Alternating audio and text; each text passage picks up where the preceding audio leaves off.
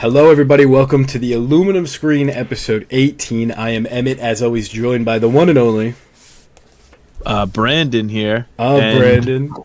Yep, always. And we're recording this late at night. We are. This might be a bit of a different vibe than the usual. Yeah. But we're here. It's a different energy today. Different energy. Should be up on time, too, which is nice. That's true. We have a lot to talk about today. A lot of news, a couple trailers, a lot of game stuff. Too much game stuff, arguably, for 1 week. The Nintendo Switch 2 launched. She's a beaut. We've got some movies, Predator Killer of Killers, the Phoneican Scheme, both out. And then we have a fun little draft to top it all off. So it should be a pretty fun episode. Maybe our most fun draft yet. Not to... Many are saying this. Many are saying it. Maybe Brandon will get smoked once again. Yeah. Can I go 0-4? We'll see. I'm not officially 0-3 yet. Emmett is refusing to post the draft out of fear. I think I'm going to lose, so I haven't made the graphic yet for the last one. I still don't even know how to put most of those pictures and have anyone know what we're talking about, but we'll figure it out. Let's get right into it after a minute of rambling. Do it. The first... Oh, and I think we're going to introduce a new thing where one of us just says stop, and then we just move on to the next thing, because we tend to ramble. So we're going to rapid fire the news here. We're going to rapid fire. New rules. If we don't like the news story, we just go, nah, and move on. Yeah, which is pretty good, because there's some stuff here that we really might not have much to say. I always think will be more interesting, and then I don't have much to say about it in actuality. We got the first trailer for Wicked for Good. Did you watch this trailer? No. Okay, good story. I didn't watch the trailer because, I'm going to watch the movie anyway. Yeah. I don't know. Fair. I've seen clips on Twitter and stuff, and I'll see this trailer because it doesn't come out till the end of the year. Oh, that's true. I'm in the movie theaters all the time. Oh, you must be hyped. Super early. AMC's adding more trailer time. No, I'm not hyped about it, actually, because they're adding more commercials. Oh. Not more trailers. So, before the trailers? Before the trailers, when they have those commercials and stuff. I think now they're probably going to start having them, in between trailers. Oh, that sucks. Even. Genuinely, I think I've only seen the actual commercials one time, and it's because a theater I was in was broken, and we had to move to a different one and wait an hour. So that doesn't... I don't usually get there. Usually I try and get there right at the showtime, so I'm not getting the... Sometimes I'll get lucky and I'll see Maria Menounos, and she's like, and that's all for Nuvi. Hell yeah. And then she plugs her podcast. Does she? That's sick. We got to get in there. Every time. Yeah. Yeah. The aluminum screen on the silver screen. Yeah, there was a period of time where I was like, "There's a real chance Emmett could get out here on these intros because they're having a bunch of people they had from straw. TikTok that did it." Yeah, and then they had this one girl. Apologies to her, I don't remember who she was or her name, but I was like, I'd never heard of her, and she's on there, so I was like, hold on, Emmett could get up there now any day now. And then, for sure. And she was always insuring Black Adam, and the iconic line at the end of the ad every time is, "There's no padding in his suit. These muscles are courtesy of The Rock." Every time. I loved it, man. That's awesome. That should have been me saying that. I cheered every time for it. It should have been. Maybe for Black Adam, too. That's true. Or Black Adam revamped. Yeah, the hierarchy changes once again. Last time we saw Henry Cavill's Superman. Ever. No, he'll be back. For a while. Okay. Anyway, Wicked for Good. I feel like this trailer kind of gives away a lot. I mean, I know a lot of the stuff that's happening, and it's based on a musical, so they assume most people know, I guess, but you can pick up on a lot of stuff in this trailer if you just think about it for a second. But who cares? It looks better visually, I think, also. And that's what I've seen a lot of people say that on the Twitter sphere. Yeah, speaking of looks better visually, Superman, you see it seems like they've toned down the color grading a little bit, which was my only real complaint with the movie. So we're flying high now. They should have made him bluer.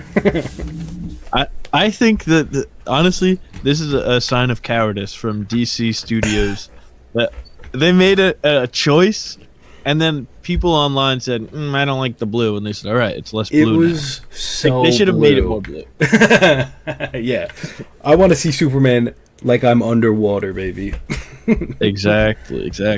I also like how this movie is seemingly at the same place of Wizard of Oz, like it's just taking place at the same time. I know it's the same place. I didn't mean to say that. Same time. Fun. We see Dorothy, who the actress leaked. I don't know if I should spoil. Maybe we should. I don't know if this is the leak. I'm gonna say this, and you'll tell me if I'm right or wrong. I saw some people say that it was Addison Rae. Yeah, I think that one is fake. Unfortunately.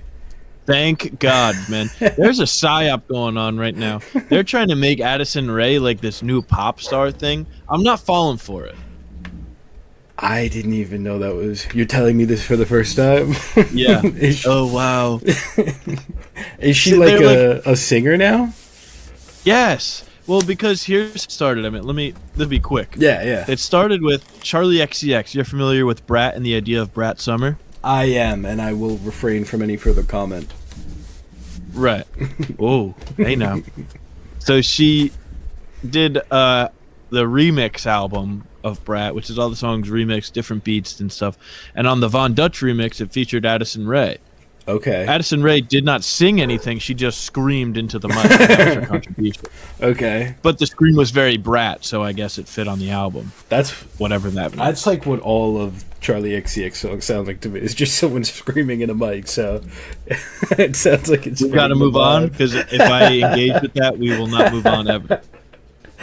But, so this is the big beef I have with Charlie XCX. She's like the biggest one pushing this Addison Rae nonsense. And now Addison Rae dropped an album, and everybody and their mom apparently is saying like, this is the best pop album of the year. I haven't even heard that she did that. It sucks, man. I hate it. I'll have to listen. I'll have to give it a go. I'm probably gonna end up. I'm gonna be like, Addison Rae's the best singer. No, I don't know. Yeah. What's like, oh my god, Diet Pepsi saved my life. Is that the song? Is that what's her biggest song? Smash hit. Oh, Diet Pepsi. Oh yeah, I haven't heard. I feel like if I haven't heard the pop song, that can't be a good sign. Well, I'm on Twitter too much, so that's probably why I'm seeing it. Oh, fair enough. And I think my Twitter algorithm thinks that I'm like a young lesbian woman. Oh, I get that a lot as well. I get, and it happens on TikTok too. I get a lot of WLW, and I'm like, that's not for me. But I guess, shout out. Yeah, it's like that picture of the guy who's like, instead of saying for the girls and the gays, can we say the girls, the gays, and Brandon? Yeah, they should start saying that. That's your Twitter. Yeah, that's what your Twitter's saying. Yeah. I have news here that I don't know if you've seen, but you're gonna love it. You're gonna be over the moon. Oh, your favorite? Can I guess what this is? Yeah. Is this Walton Goggins Street Fighter news? No, but we will get to that very shortly. Okay. What is the news? Your favorite MCU character is returning in Vision Quest in the form of Emily Hampshire, who's been cast as Edith. Why is that my favorite character? I don't get it. Because you love Edith. I don't love Edith. I don't Edith. have an opinion on Edith. It's just a pair of sunglasses, though. Yeah, but now she's a human, and she's Emily Hampshire. Who's good. I like her from Schitt's Creek. Whoa. And other things, probably. But Vision Quest is just doing all human robots all the time. They got Friday, they got Ultron, they got Edith. I can't wait for the show to tell us about how AI is bad. With an AI intro, probably, again. It's so crazy that they did that. Every time I'm reminded of that terrible intro. It does kind of rock, though, that they did that on the thing that everybody's like, this is the worst thing I've ever watched. Yeah. And that's you just forget about it. I never finished it. I never watched that finale. I couldn't bring myself to do it. The finale was probably like my favorite part of it, just because it was so like, what are we doing here? Like the whole time, it felt like an early 2000s comic book movie. The whole show, they're acting like it's this super serious thing, and it's just like no one's taking it seriously. And Rhodey's a Skrull, and all this stupid stuff. And then Emilia Clarke grows Drax's arm and like Groot's back, and I'm like, all right, at least, yeah, sure. Now something's going on. We will never see her again.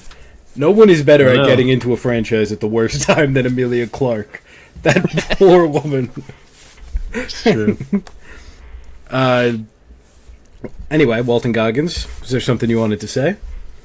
I don't really know much about Street Fighter. As you know, I mean, I'm not a big fighting game guy. Yeah. Fighting game guy. I think that my brain moves too slow for most video games, and especially for fighting video games. Like, oh man, whenever Smash is played, it's a bad day for me. Oh man, I'm getting my ass handed to me. it's the best day of my life. Whenever Smash is played. I know it's opposite ends of the spectrum really, here for Smash here. Yeah, And like any fighting, the only fighting game I ever really played like more than like by myself playing was Injustice. Oh hell yeah! I thought you were going to say something I played else. through most of the campaign. Oh yeah, those are good story modes. I thought you were going to say multiverses. No, well, I played that like once, and then the game died before I could log back in. Which time? Twice. We're going to be talking a lot about fighting games today, but I have all the video game stuff grouped up after the movie stuff, which I probably shouldn't have done because there's some smooth segue opportunities here. Yeah, well, blew it. There's another Street Fighter casting rumor, so we'll save that for the end. Oh, okay. To transition to smooth. There is another kind of video game thing too, so we'll hit it there. But no, I don't know a lot about Street Fighter either, but I think this is like the main villain of the movie, from what I've heard. So Walton Goggins playing him seems fun as hell. That rocks. He's kind of got like a Magneto kind of like look to him, which is awesome. This movie's gonna rock. Anytime Walton Goggins is a villain, you know it's going to be a great movie. Exactly. Ant-Man 2. Exactly. He can't miss. To be fair, he was the best part of that movie, easily. Yeah, they got to bring him back for something else. Dude, they set him up like he's like looking at a security camera and he's like sees someone. He's like, "Oh, go get him" or something. Yeah, he had like the whole benefactor thing. They could get him and just pretend he's someone else. He was in What If Season 3, actually, Emmett. So. Oh, of course. How could I forget? Who else could he play in the MCU? Yeah. I'm sure there's somebody. Magneto. That's true. New Black Panther. Well, yeah. They are making a white Black Panther. Do you see that? Oh, in the comics, right? Yeah. Yeah. Black Panther's son pulled up, and he's just the whitest guy you've ever seen. They're setting the stage for the Ryan Gosling Secret Wars debut. Honestly, they honestly could do that, though. They could. And speaking of Ryan Gosling, Mia Goth was cast in Star Wars Starfighter. It's my best segue yet. They said it couldn't be done. Heck yeah. And speaking of Ryan Gosling as Black Panther, Denzel is going to be in Black Panther 3. That's where I thought you were going at first. That stays so much more on topic. But I have it right. Damn it. Oh, yeah. The worst kept secret in Hollywood, Denzel Washington is in Black Panther 3. Yeah, worst kept because Denzel said, "I'm in Black Panther 3. So cool, though. What Kevin Feige's going to go, like, fire Denzel Washington for leaking something? What are we doing? Well, yeah. And interesting, too, because he was one of the names rumored for Magneto a couple weeks back, which isn't happening. That's just... He's retiring. Magneto in Black Panther 3. He's... No way. There's no way. Yeah, there was like Magneto's gonna be Denzel Washington and Professor X is gonna be Daniel Day-Lewis. It's like, who do you think this? What do you think is happening? Daniel Day-Lewis as Magneto was a rumor as well, right? Oh, maybe they were both Magneto. Yeah. Yeah, it's that'd like be kind of sick though. Honestly. The idea of either of them doing like 10 years worth of movies. Oh, awesome. Emmett, come on. It's not 10 years worth. It's until Secret Wars. No, I think... It's a reset. No, because this is for the after Secret Wars stuff. Oh, you're right. Yeah. Not the Black Panther 3 bit. Yeah, he could be anybody in that. I think Villain is rumored. That's going to be awesome. Probably. I feel like Villain makes the most sense for, like, good actor to do something in that. And then they're not, like, tied down long term. Definitely. I think Brother Voodoo was thrown around quite a bit as one of the names that could be popping up. That would be pretty cool.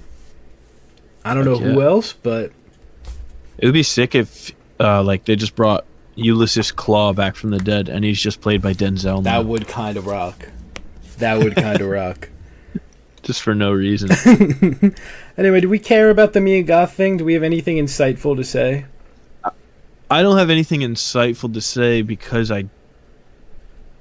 this is weird. It's a Ryan Gosling sci-fi movie, like a Star Wars movie starring Ryan Gosling. I should care about it. I just don't. I don't really I'm care. like, this movie's gonna be bad. Yeah, I don't care too much right now, but I do feel like it could maybe be something. But at this point, there's no reason for me to like think that. Yeah. And once I see a trailer, then I'll be like, oh, they got me. yeah, I think there could be some interesting stuff here. It's just a matter of if there will be. And Mikey Madison was supposed to play this role, but declined because of pay, presumably. Which makes sense, because this seems to be like a low-budget kind of Star Wars thing. I think they're just kind of like trying to make this as cheap as humanly possible to see if anyone cares. It is crazy, though, to be Star Wars into lowball Mikey Madison, who just won an Oscar at, 26? Yeah, it's awesome. Like, all right. And you know they're For giving sure, Ryan man. Gosling like $50 million for this. And they're giving Sean Levy like $1 billion. Hell yeah. As they should, really. And I've been saying that they need to double the Russo brothers' salary for the next two Avengers movies. Well, speaking of people that aren't paid enough, David Zaslav with another masterstroke of business here. Yep. I mean, they're splitting Warner Brothers Discovery back into two companies. So for those at home who haven't been keeping a close eye on this, so Warner Brothers and Discovery merged together. Their streaming service they launched as HBO Max. I mean, it was like HBO Plus, HBO Go, and then it was HBO Max once they combined. Then they changed it to Max. Then they changed the color to blue. Then they changed the color to black and white. Now they changed the streaming service back to HBO Max, and now they're splitting the company in two again. All that in like 2 years. Yeah, it's 2 years. It really has been that that quick. It's been 2 years, and they're back where they started, just with a different And name. the press and color release on those streaming. says it's splitting into two companies, streaming and studios, Warner Brothers Television, Warner Brothers Pictures, Warner Brothers Games, DC Studios, HBO, HBO Max, other film and TV libraries, global networks, CNN, TNT Sports, Discovery, Discovery Plus. It's exactly what it was. It's literally exactly what it used to be. You know what this reminds me of? It's like the meme of the guy where he's like, he ain't do nothing but, it's like his weight loss journey, but he just like stepped back. Oh, He's like, yeah, his yeah, weight before and after. Like, he ain't do nothing but take steps back. And it's some tragic news in a symbolic protest, really. David, some people at the Warner Brothers Discovery office were voted against David Zaslav's pay bonus. 60%. 60%. They're like, they said he was overpaid. And then he said, oh yeah, I'm splitting the company in half. What a response, David.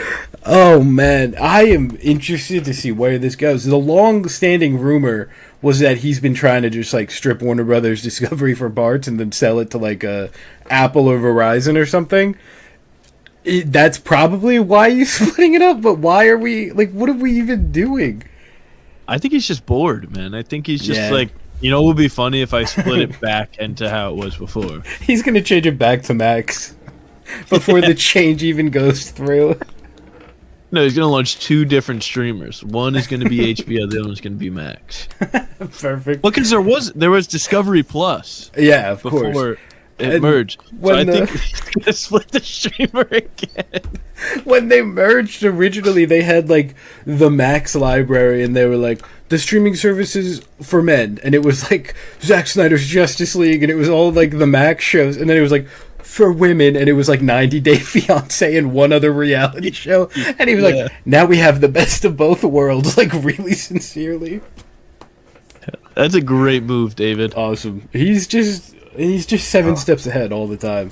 He's so good at business, and that's why he makes the big bucks. And he's not. If anything, he's underpaid. Yeah, that's what I was going to say. He needs more. They probably clicked the wrong option on the poll. That must be it. Or they got influenced by some bad actors. And only 50. Like Gal Gadot. Yeah, she got in there. Only $53 million. Are you kidding me? After all he's done? That's a steal. No one else can take two companies, combine them, and split them back up exactly how they were before. Exactly. It's like a magic trick. He should get that an hour, quite frankly. He's like the David Blaine of CEOs. It's awesome. He really is. He's incredible. Oh man. Also, before we move on from our good friend Dave, I just got to say, I know you're obviously not a basketball guy, but very funny, in the playoffs, the Knicks games were on TNT, which is owned by Warner Brothers. So every game they would show David Zaslav in the crowd and be like, "There's our boss, David Zaslav." That's and incredible. He's like trying to be a real guy in the crowd. Oh my god, he for sure made them do that. He's like, guys, in his contract, you got to show me 3 times. So I'm like, why are they like in the broadcast? So here's how the broadcast would go: they would show the celebrities there, like especially at MSG in New York City. Celebrities are there for the playoff. Like so the way here's courtside Timothy Chalamet. I was gonna say that's what I imagined that, and then hard cut to David Zaslav, and no one knows who he is. Timothy Chalamet, Kylie Jenner, and then Spike Lee, and then like Larry David, David Zaslav, Ben Stiller. And then Ben Stiller, yeah. And it's like, okay, there's like one person here that kind of doesn't fit in. Like, all right. That's incredible. Oh my god, that people don't even know who they're in the presence of. Yeah. Gave me a chuckle every time. Oh, I did see a picture of Larry David sitting right next to him, and David Zaslav was like tall. It looked like that one meme of the guy with his arm around the girl talking at the baseball game. David Zaslav was having the time of his life, not Larry David. Yeah, it's the first. He usually is not allowed out of the house, so it's nice for him. That's really nice. We also got a couple more movie things to touch on. Alien Romulus sequel begins filming this fall. Very exciting. Heck yeah! Can't wait. I feel like no, never mind. We won't get into that. But yeah, this will be cool. This will be very. What? I'm wanted to know what you were going to say there. Oh, it's not really a spoiler for anything. I just have some theories, but I don't want to. You know. I thought you were going to have a crazy hot take about Alien Romulus. Oh no, I like Alien Romulus quite a bit. I just, all right. I think this isn't okay. I'll just say it. You got it out of me. I think there is a shot this sequel is secretly the Alien vs Predator thing. That would be sick. And I feel if this isn't it, I think they're setting it up very clearly for like the next couple years, which is awesome. Yeah, well, I think it would be kind of fun if they did do just like Alien Remus or whatever, and then the third Alien movie and the third Predator movie is the crossover. That would be cool. Yeah, I would. That would be fun. That's probably the way to do it, because I do want to see more of just like Raid and David, right? David. Yeah, David. Yeah, I think it was David. Yeah, I think so too. But isn't that his real name too?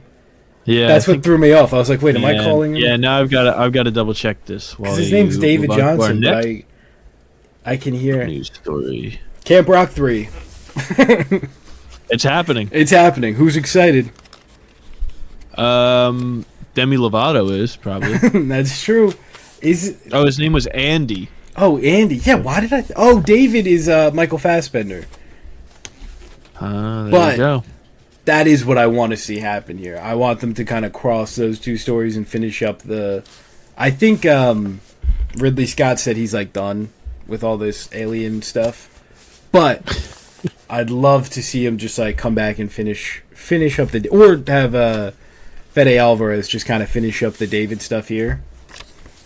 Yeah, it's just funny picturing like an 86-year-old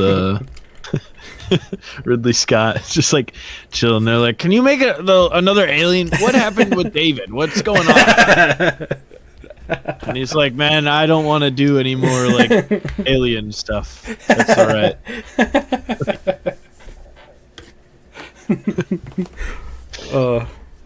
They should get him back. Chill, man. No, he won't do it. He's done. He's been through too much, quite frankly. He's got to make Napoleon 2. Oh, that's true. The crossover. I don't know what. Just something. They'll figure something out. Napoleon 2 Space. Camp Rock 3. Yep. I got nothing. Yeah. I really don't. Sure. Nothing much. I thought it's going to be funny, though, that the second one was the final jam, and now it's not the final one. I actually, you know what? I bet I know exactly what this movie's going to be.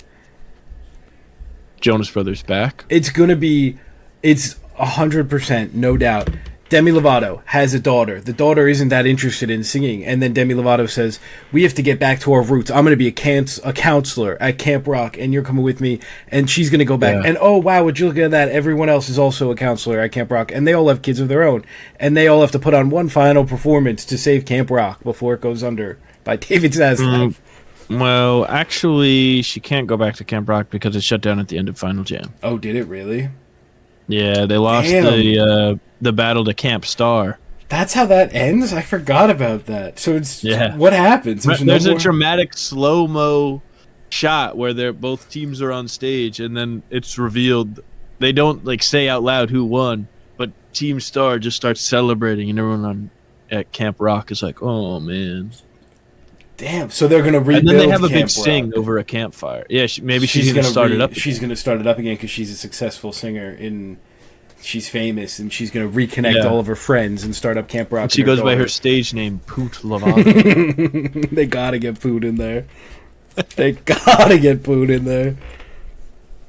The last bit of news. That's really unfortunate for Demi, though, before we move on. Yeah. Like, everybody gets a bad picture taken of them. It really is tough when someone names your bad picture. It's just such a thing. It's everywhere. The world knows Poot. And is it edited? It's edited, right? Isn't it like... I think it is, yeah. It's like slightly edited, just enough to where you don't realize. Yeah. I gotta pull it up. It's edited, enough to where when you look at it, you're not like, oh, that's obviously edited. It really is like just a piece of like art, quite frankly. Oh my god, it's incredible. It's so stupid. Oh my god. Oh, they have the real one and the fake one side by side. It's awesome. Oh, thank God. It's so bad. I wonder how much that like altered the course of her life. Yeah.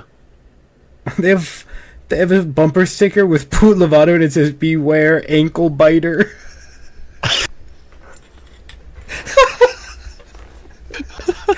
I kind of want that. Oh my god, there's so much merch. Oh yeah. The Poot Industrial Complex is crazy. They have a big flag you can hang up in your room. I should get that and replace the flag I've got mine. That'd be kind of sick. And what kind of route? Next week, you tune in. Poot Lovato's there.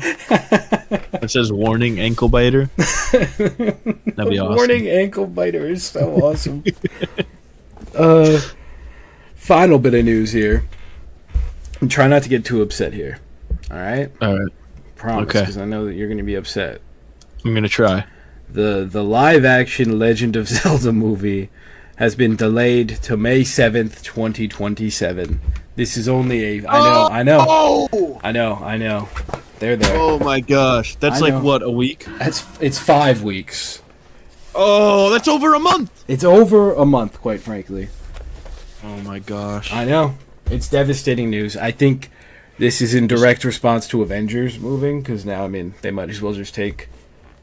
I think the original date is the same day as Godzilla and Sonic 4, so that would have been, like, the best day of my life, but it's alright. What a triple feature. So now, May 2027. It's really weird that it's, like, such a little delay and they're doing it so far in advance, but... Yeah. Hey. Yeah, it definitely is just to take the summer spot and not have to compete with Sonic and Godzilla. And I'm hoping, this is super off topic, I'm hoping Supergirl moves up to May of next year in response to the Avengers stuff. But that'd be sick. Don't want to get my hopes up too much there.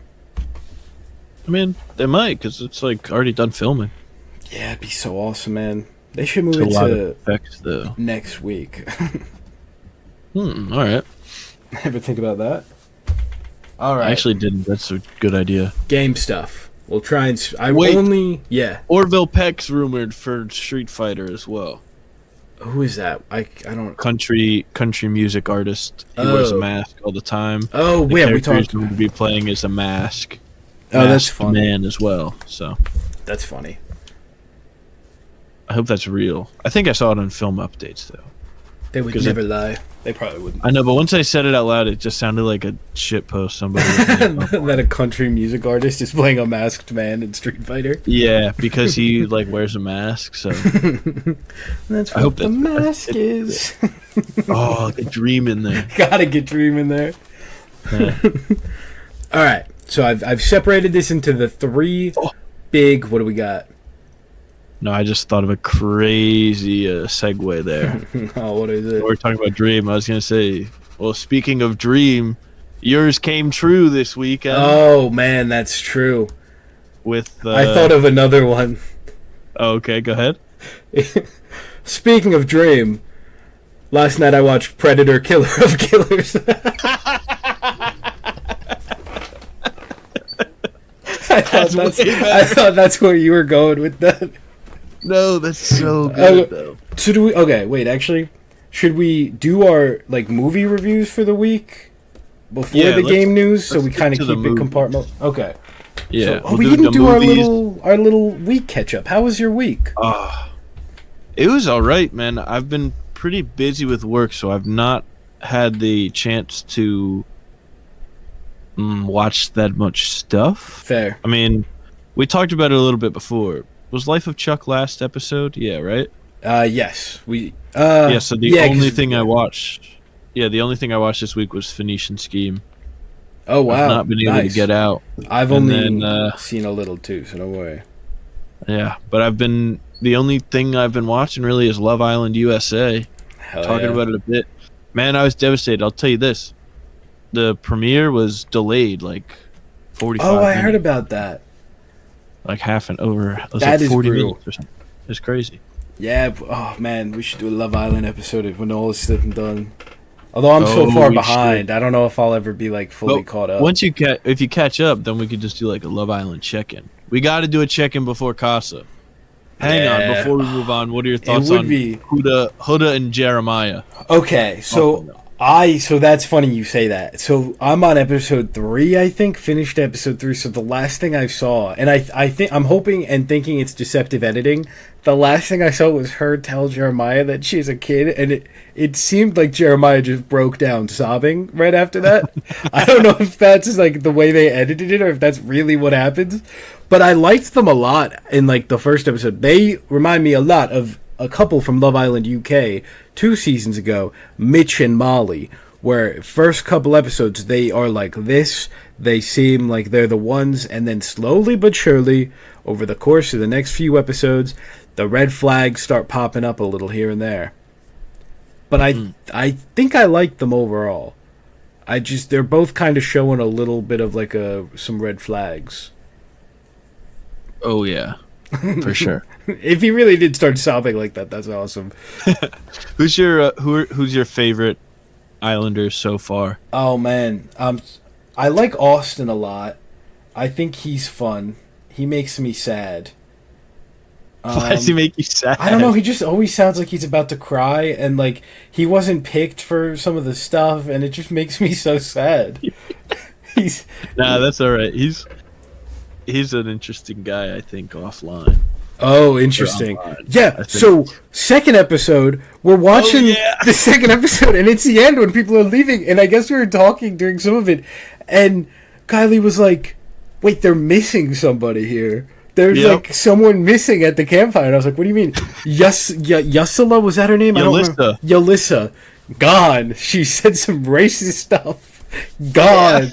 I didn't even realize. On a podcast saying the N-word. There was like a one line where the narrator comes in and he's like, it's the next morning. Yalissa has left the island and blah, blah, blah, blah, blah. Like, just gets right past it. Dude, that's awesome. Yeah, so that was really funny. But yeah, I'm trying to think of who else is on there. I can't. Who's the one guy? Ace, Taylor. Ace is awesome. Ace is awesome. He's like insane, but like fun. And like he's one of the people that I respect in a weird way because he knows exactly what Love Island is and what he's doing. He's not like pretending that this is like the place he's gonna like find true love. He's just there to like hang out and have fun. Right. That rocks. And he's the guy from TikTok that teaches people how to dance. Yeah. I forget everyone else, but yeah. I'm kind of locked in on Taylor. Taylor's kind of my guy. The cowboy hat guy. Oh my god, he cracks me up. He's so funny. Him and the girl that he was partnered up with, I don't know if they still are. I forget. Alandria. Yeah, they were like talking and they're like two stereotypical like rednecks on an island. They're like, oh, if only I had my reel. Yeah, talking about fishing. It was killing me. And then he stood up at the bonfire. That was crazy. That was... And then, like, oh no, what my favorite part of the whole show so far, I think, is Austin standing up at the fire just because he thought his girl was going to stand up. And the second he did it, he just looks so confused and, like, full of regret. And then they're talking about it later. And she's like, yeah, I was really surprised you did that. And he was like, yeah, so was I.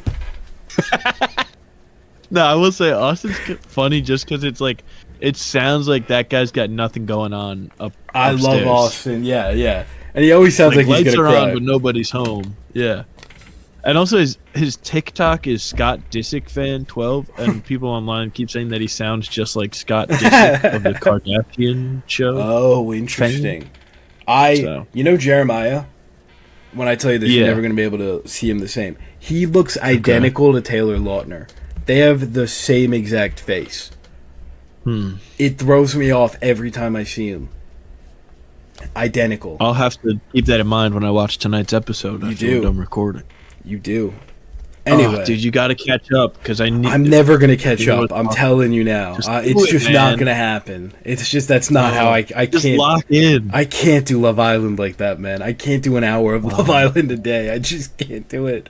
You don't tap in every day. I'll do like. No, well, when we're, like, binging it, it's, like, a lot a day. But I can't do it. I need it in, like, bursts, you know? Yeah. It's a sprint, not a not a marathon. Anyway. Remember when... Sorry. No, you're good. Before we move on. Just remembering when we binged Love Island UK incredible season times. 5 or whatever? Incredible times. We would, like...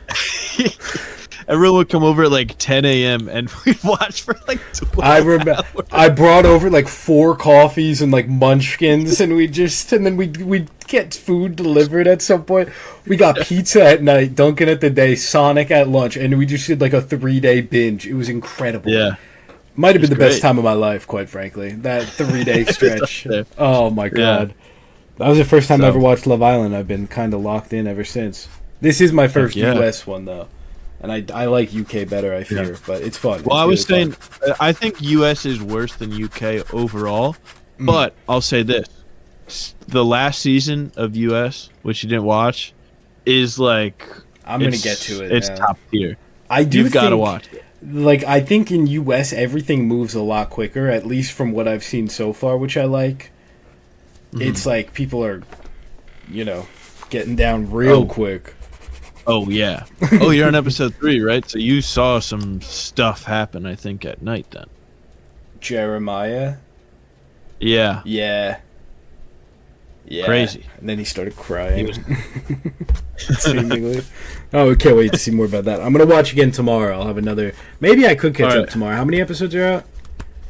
I think 6. Well, it might be 7 by the time. So that's like 4 Is one of those like a after thing? One of those is after. Okay. I think, so here's the thing. I could be caught up for little periods of time, but I'm never going to be like on it, Like I'm never going to be like fully caught up all the time. That's fair. But also Wednesdays are off. That's true.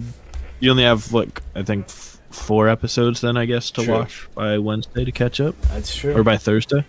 So it is possible. That's true. All right, that's a big detour into Love Island. Now we'll have Love Island Corner instead of Lotus Corner, or I guess it was TV Corner. Anyway, you only watched Love Island and Life of Chuck. You were saying, right? Phoneican Scheme. Oh, what did I? Oh, yeah. And we'll talk about that a little bit. A little bit. You want to get into that now, actually, because I watched it a week before, but I did not. How was your week? It was the best week of my life, quite frankly. It was incredible. Oh, yeah. It was incredible. Been playing so much Mario Kart. Restarted Breath of the Wild because it looks like... It actually looks like a game that came out now, Like, maybe not now, but it looks like it runs... It's a beautiful 60 FPS. It's a 4K. Because one of my big issues with the Switch was I got a 4K TV... and she's up there. It's ridiculous. It's way bigger than it has any right to be. But one day I just decided. So it's a 70-inch 4K TV. So playing, so playing the Switch 1 on it, and I'm laying right there. TV's right there. It just like the Switch. Switch is 1080p. It's being stretched out and being upscaled, and it's just not. It just looked really bad. Unless it was like. Yeah. No, it just always looked bad. It was rough. So I really kind of fell out. I love the Switch, but I just didn't play as much as the years went on. So now I have this like incredible backlog of stuff. Breath of the Wild I beat, 2017, so it's like a new game. Tears of the Kingdom I never beat. I played a lot, but I never beat it. So now I'm going through Breath of the Wild from the start, then going to do Tears of the Kingdom, all the while playing so much Mario Kart. It's awesome, man. It's better than I expected it would be. The midnight release was really fun. It was my first time doing something like that. That was really what took up most of my week. That Wednesday I spent combined probably 6 or 7 hours at GameStop, lined up from 2 to 5:30, and then again from 10 to about 3. So I guess more than that, because the midnight release was moving slow, real slow. But it was awesome. It was so much fun. And then we've had the Summer Game Fest stuff. It's been some really, really exciting announcements from that have just been like, really just like 2, but it's okay. But it's been awesome. As far as my watches go, unsurprisingly, didn't watch a lot because I've been playing, like I said, disgusting amount of other things. You've been carding it up. I've been carding it up. I need to get out more now that from Thursday to today, or to yesterday, I just didn't do anything. I didn't go to the gym. I didn't make videos. I was just locked in, and it's too much. I'm happy to be logging back into real life a little bit now.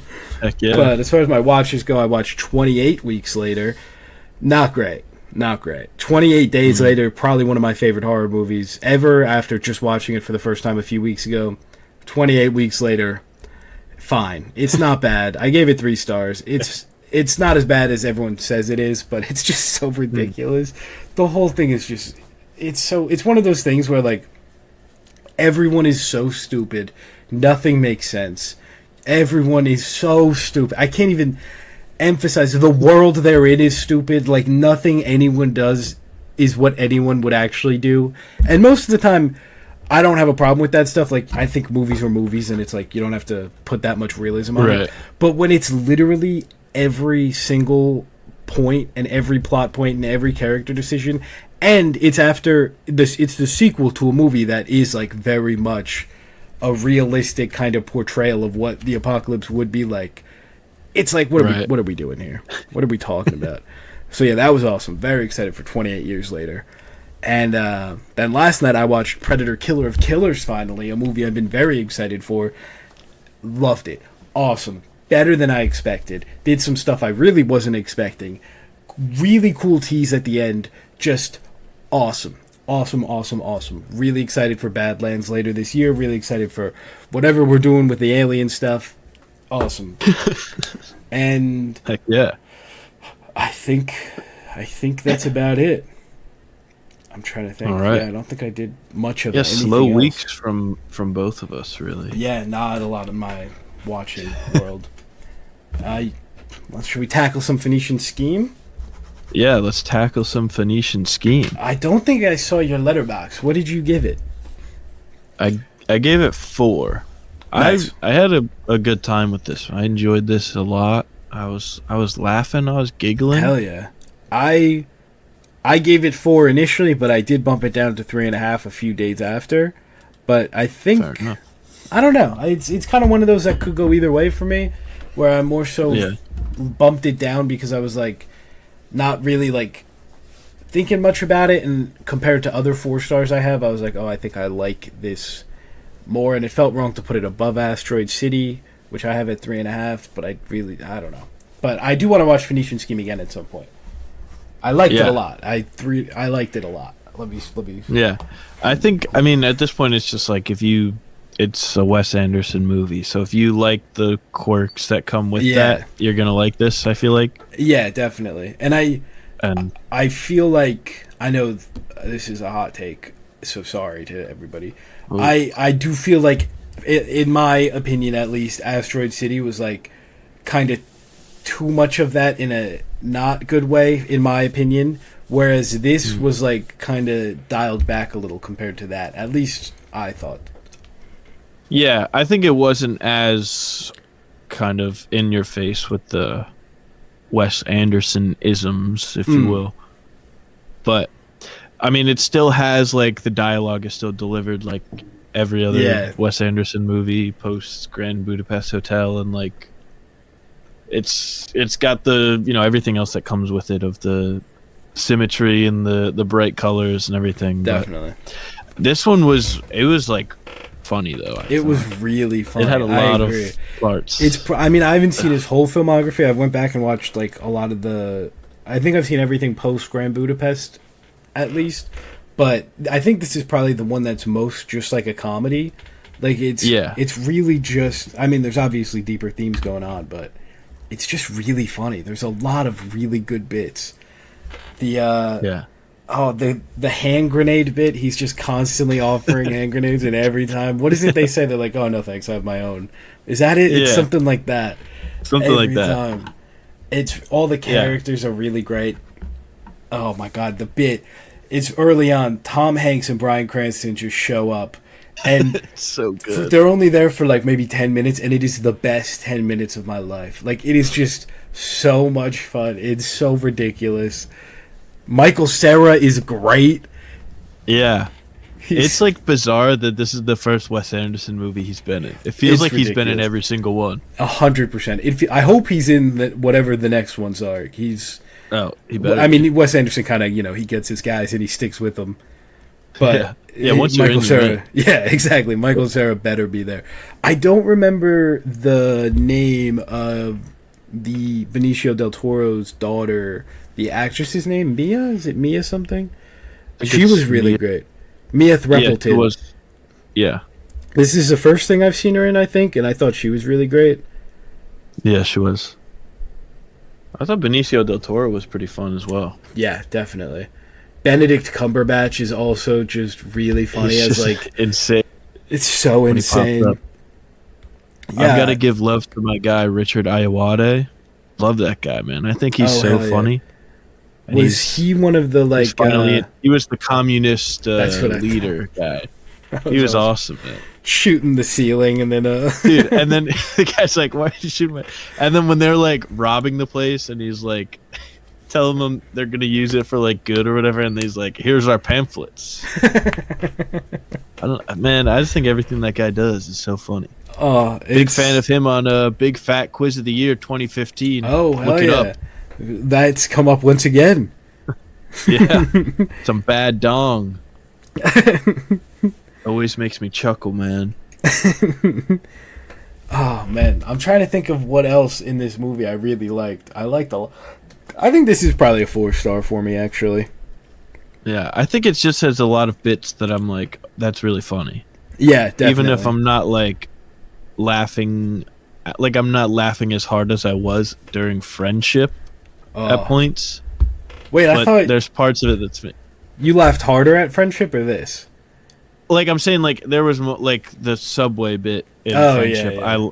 I was laughing so hard, and like when Connor O'Malley shows up, I'm dying laughing before he even says anything, and then he starts talking, and I'm laughing even harder. But like here, I feel like I wasn't laughing as hard, but I was maybe more consistent, kind of more consistent, or just like I guess more into it. I guess. Fair. That's very fair. Yeah, I don't know if I'll ever laugh harder at a movie than I did Friendship. So. But there's some really funny stuff in here. I know I talked about it already, but the basketball bit is just so good. It's really good. When Bryan Cranston dribbles the ball like back and forth, like snaking down the court, is so funny. I love.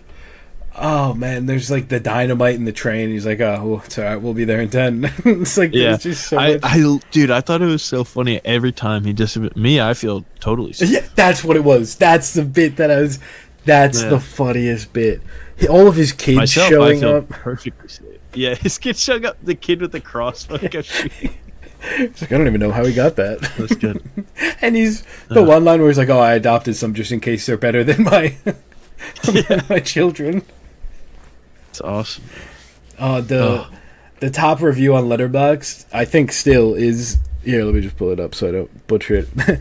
They do spoiler alert for the movie. Actually, not that it's not really major. Yeah. I guess I don't know. Who cares? The top reviews, they do a girl takes off her glasses and do suddenly hot moment with Michael Cera in this movie, and it somehow works.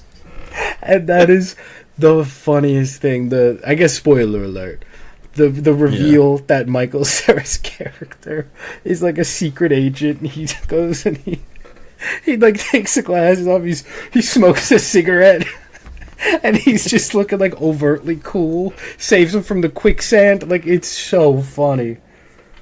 It is. It's so Bjorn. good, dude. Ugh. Yeah, I'm a big fan of it. I'll probably end up rewatching it before the year's over, for sure. Yeah, I don't think I'll get to the theater to watch it again, but it's definitely one that the second it's on something, I will be watching. Yeah, next time I'm going to the theater is for Materialists on Thursday, so. Hell yeah. I'll see you Big there. week. Big week. Big week. And How to Train Your Dragon. Less big for me. Thought of the name of next week's episode. Ooh, How to Train Your Materialist? Yeah. Yeah, that's good. How'd you figure that out? Yeah, I don't really have a ton to say about the Phoneican Scheme, honestly. I liked it. Yeah. I don't have much else to say other than good movie. I think people should watch it. Definitely. I mean, it really is just if you like Wes Anderson movies, you'll like it. I feel like at this point, you know what you're going to be getting. I will say this though, it was like a pretty packed theater when I went to see it. Hell yeah! I went to see it at like 1:45 on Saturday, and it was like pretty decently full. That's all great. Ages. It was great. People love Wes, I guess. I guess so. They're showing out. And this movie, like, before I watched it, like, I feel like all of the reviews I had seen were pretty negative overall. Just like out there. Not like overtly negative, but just kind of like it's whatever. But maybe I had lower expectations, but I'm kind of surprised at that reception. Yeah, I don't know. I think people just are like, oh, it's more of the same. I feel like it was kind of the consensus coming out of it. I get to an extent. And they're like, it's not his best, but it's like, Yeah, and that might also be a large part of it is just, when it's Wes Anderson, I think people just go in expecting a lot, which is fair, obviously. But when it's like a perfectly fine thing, it feels worse than watching anyone else make a perfectly fine movie. Yeah. And because his movies are so stylized and so like him, I feel like it's a lot easier for people to compare between different movies that he's done. Definitely. Because they share a lot of similarities, like visually, for sure. And even like just like, I mean, in how dialogue is delivered and the sense of humor is all definitely. Like kind of the same through all of them. So, you're going to watch Phoneican Scheme, you're like, oh, it's not as good as Grand Budapest. Yeah. Or it's not as good as whatever else I like. And I do think, I don't know, maybe this is a hot take, and maybe I've kind of been watching him out of order a little bit, but I do think he has definitely gotten more and more Wes Anderson, specifically with the dialogue. Like, after watching Grand Budapest Hotel and French Dispatch, it's definitely there. Like, obviously that's his thing, is the dialogue in those moments, but in the recent stuff, it feels like it's kind of like the actors are more and more monotone in a way that I feel like does kind of... I don't know. Like, I do think they're purposefully, I think, being directed to be more and more monotone in a way that, like, you don't see in the Grand Budapest Hotel with, like, Ralph Fiennes being super emotional in scenes, and I think that does have an effect on some people's experience with it if, like, the characters don't seem that involved in the world. Right. I don't know. I think I like it the more kind of... the more it evolves, I feel like, and I'm just like, oh, it's just cool to see, like, because it's like with each one, it does feel like more him. I mean, this one did feel like a bit of a step back to Asteroid City, Definitely. which I think is why Like I still have Asteroid City above Phoenician Scheme, but Fair. I want to like Asteroid City so bad, man. I Man. keep trying. I really do. It's just not for me. It's like I Saw the Fair TV enough. Glow. I keep rewatching it every Oh. time. I like I Saw the TV Glow. I have it at 3.5, which is also what I have Asteroid City. So it's not like I dislike them. I just everyone else Right. loves them, and I want to click with them so bad. And I always like go a little bit without watching them. I'm like, this is the time. I'm gonna throw on. I've seen I Saw the TV Glow 3 times now. I do like it more and more each time, to be fair. But I'm always like, this Yeah. is the one. It's gonna fully click. Like I'm gonna. I do think the Yeah. next time I watch TV Glow, though, I will feel that way. Ironically. I've been getting a lot of I Saw the TV Glow like clips and edits on TikTok, and I listened to the soundtrack like all day at work today. Oh So hell yeah. it's just funny that you brought that up. That is really funny. I'm gonna rewatch it soon, and it's finally gonna click. Heck yeah, it'll do it. It'll do it. Yeah. So you didn't see Predator, right? I was planning on watching it tonight, and then my job said, "Hey, actually, you have to work tomorrow," even though we said they didn't. So now I was like, "Well, I guess I can't record the podcast tomorrow. I got to do it tonight." Now you have to work your second So- job instead of watching Predator. I know it's messed up. I won't dive super deep into this. It's just awesome. Like it just is really cool. I wish it was in theaters. Is just the biggest complaint I have. Which 3 different anthology stories. They're not all equally strong. I think the third one's weaker than the other 2, but it all works. And I don't want to say any more without spoiling.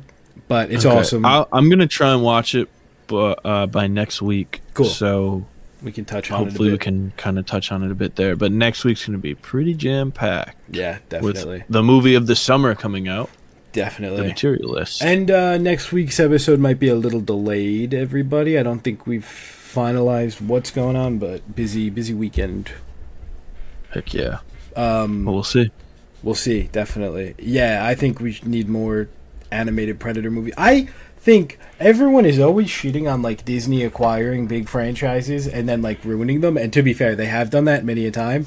But I think Predator and Alien are 2 that they have like done nothing but good things since they got them. Like Yeah. I can't like they've really, especially with like Badlands coming out and what they're doing with this one and the they've completely rejuvenated both of those franchises, and I love it.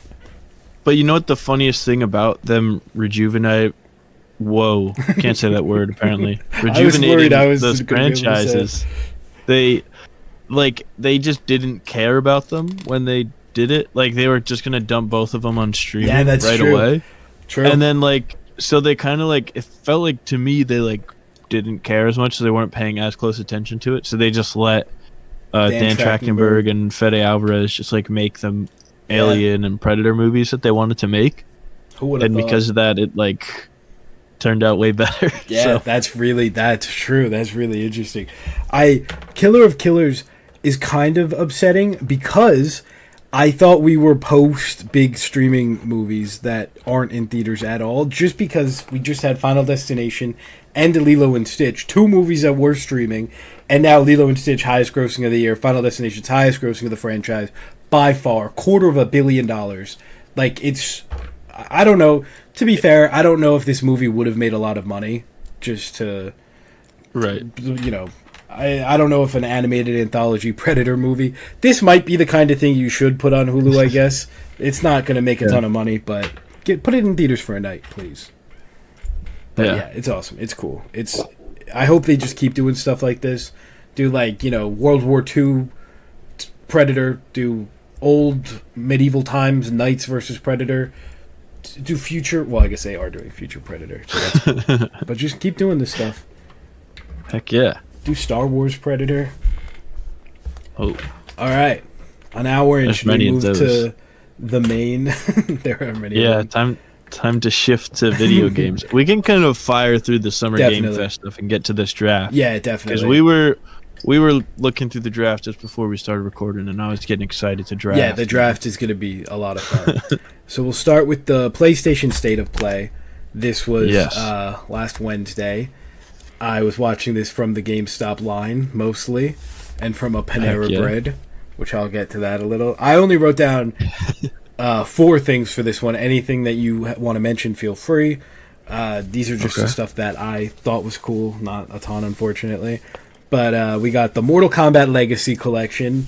We were just saying, not a big fighting game guy. Fair enough. Yeah. I, on the other hand, fighting games might be like my favorite. Yeah, they're probably my favorite type of game, honestly. I love them, man. I sink so many hours into all of the not all of them, all the ones that I play. And I love Mortal Kombat. This is awesome. Thoughts? Yeah, I don't know. I like fighting games I wish I could get into. Fair. But I feel like there's just such a skill gap already. Yeah, like the it's a lot. time it would take for me to put in to like get good enough at the game to like even just play online is like not worth it to me. Fair. I'm like I'm just gonna be bad at these games. And like the games I like playing more are, like single player RPGs anyway. Yeah. Very fair. So it's like I will talk more about fighting games in a couple announcements, actually. yeah. There's one fighting game that well. We also got the kind of an extended look at the new James Bond game, 007 First Light. This looks kind of cool. Yeah, he kind of looked like Ethan Hunt. He did kind of look like Ethan Hunt. Because he's earning the 007 number, I guess. He's not a spy just yet, I guess. And I think, from what I've heard, I don't know if this is like confirmed, this is just what I've seen, is that this is like a connected universe thing, and this is our next Bond, but like not necessarily the same guy, but the same story. Again, I could be repeating misinformation here. I don't know. I haven't heard anything about that, but I kind of hope not. Yeah, me too. I hope that it's just like a separate thing, because it's just so dumb when they try and do that, because then they're gonna like have a moment where a character from the video game comes out and nobody in the theater recognizes it. Yeah, I think it's cool to keep video games and movies and TV. They don't all have to connect all the time. I think it's cool if, like, the MCU decided they wanted to do, like, a Ghost Rider thing, and they put him in a game and then put him in a movie. I don't have a problem with that. It would be, like, kind of a extra thing, and if they really decided it. But, like, the DCU coming out and being, like, we need all of these characters will exist in all of these spaces, including games, and they're all the same. Don't love that. I feel like they kind of walked back the game stuff on that already, though. Yeah, I hope. But like, yeah, if they haven't, they should, because it's just like TV shows, I think, is already a push to like be part of the cinematic universe, as we've seen. Yeah, but it can work. Exactly. And like, yeah, it can work if it's like supplemental stuff that's not like required viewing to understand the movies, right? Like, so it's just, I don't know. I think you can't. Doing a video game, which is even less accessible to a general audience, is just like, it's stupid. Definitely. And I think it can work, but it just has to be like Star Wars. I actually do think Star Wars does a pretty good job at the video game stuff. It is the same world. Yeah, with the Jedi games. Yeah, like it's kind of just its own thing. I think that's totally fine. Yeah. Like it can be set in the universe, but it shouldn't be like big player characters from exactly movie. Like imagine if the MCU had that rule, and instead of Spider-Man PS4 we got like Spider-Man in between Homecoming and Far From Home. Like what would it even be? It'd be Tom Holland fighting nobody? Like I don't even it's just hard to make work. In theory cool, I just don't know if it can work, but hopefully. We also got another look at the sequel for Ghost of Tsushima, Ghost of Yotei. I'm probably butchering that. Looks cool. I actually didn't see this full trailer, but I'm excited for this game. I never played the first Ghost game. I wanted to. I downloaded on my PlayStation a while ago and then never got to it. So I don't think I ever fully beat the like expansion thing they did, but really cool game. I'm excited for this. The most important announcement of the entire week. Let me set the stage here, actually. I'm at a Panera Bread. I've been waiting in line for 3 hours at this point. I finally leave. At Panera Bread? Well, no, I GameStop and then I went to Panera. Oh, right. Panera Bread sucks, by the way. Not to go on a tangent, but that is ridiculous. I got like a grilled cheese, 2 little cubes, $13. What are we doing? Not the point. So I went to Panera. I was sitting and I was watching the direct or the state of play. just hanging out, you know. And I think I got to the Ghost of Yotei trailer, and I was like, look, there's nothing here. They said it was going to be like a 40-minute direct. I'm going to leave. I'm going to go home. So I put my phone in my pocket. I drive home, pull in, check my phone, and there's like 6 Twitter notifications, and I've gotten a few texts, and I'm like, what happened? Last time, well, never mind. I was going to say last time that happened, I got canceled for Barry Keoghan. But so I'm like, what did I miss? And I tweeted right before I drove, I was like, why do I even bother about Wolverine?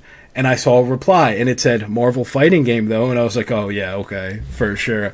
Open up Twitter, and I see the trailer for Marvel Tokon Fighting Souls. And this is a dream, baby. I can't even... I've wanted... I never got into Marvel vs. Capcom. That's not really the thing I love. I've always been more of like a NetherRealm kind of fighting game guy. This is definitely closer to Marvel vs. Capcom. I'm going to learn it, though. It's a tag team fighter. It's super highly stylized, like anime-esque Marvel characters. Rumor has it Horikoshi, the guy who does My Hero Academia, is doing the character designs here. This is literally the best thing that's ever happened to me. I am so excited for this. It comes out next year.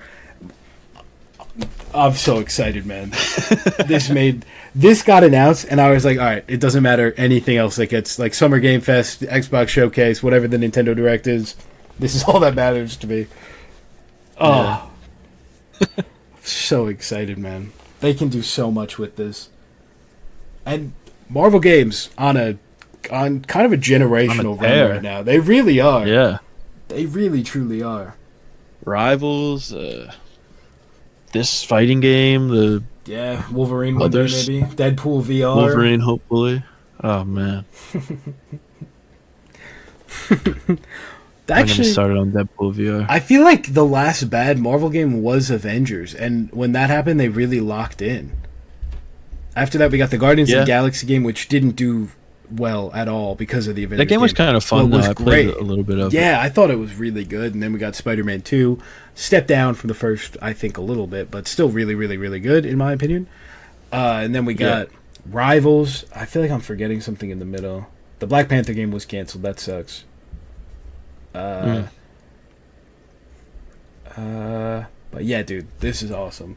And there's for the next year or so, we're going to be getting character announcements, and that's so exciting. And there's so many characters they could put in here. It's awesome.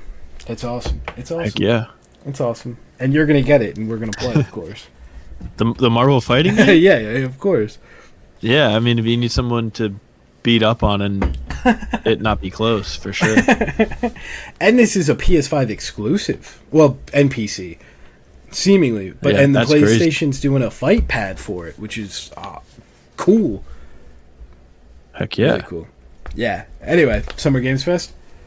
Summer Game Fest. I've got some here that I want to touch on, and then if I miss anything, absolutely, you can do that. Yeah, I've only got the big finale, halfway through, they said there's no Resident Evil game. They came out, the people that make Resident Evil, they're like, hey, I did kind of hate it in the moment, because I was like, why'd you say no and then lie? They just tricked me. But I think that's like, I guess that's like a Resident Evil thing. They like to trick their audience, I guess, to be like, oh, it's not coming. Oh, here it is. I think this is really fun to do that, because every time I'm watching one of these things and I'm hoping for a game, like if I'm watching like a Nintendo Direct and they're like, in the past it'd be like, oh, there's no news about like Smash Bros here.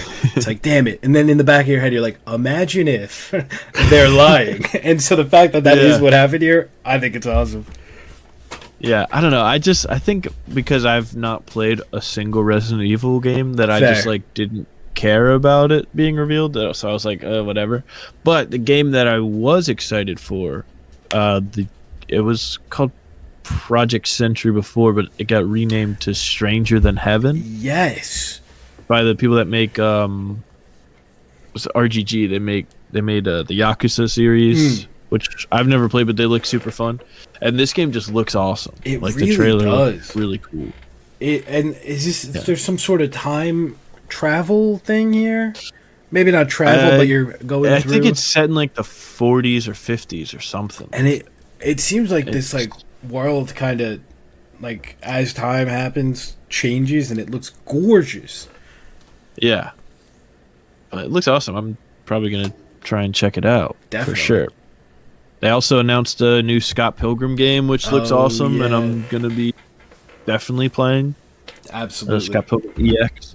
I'm They announced Atomic Heart 2, which I didn't play the first one. The only thing I knew was people were like weirdly horny about the first one. Seems like they're doubling down. Robots.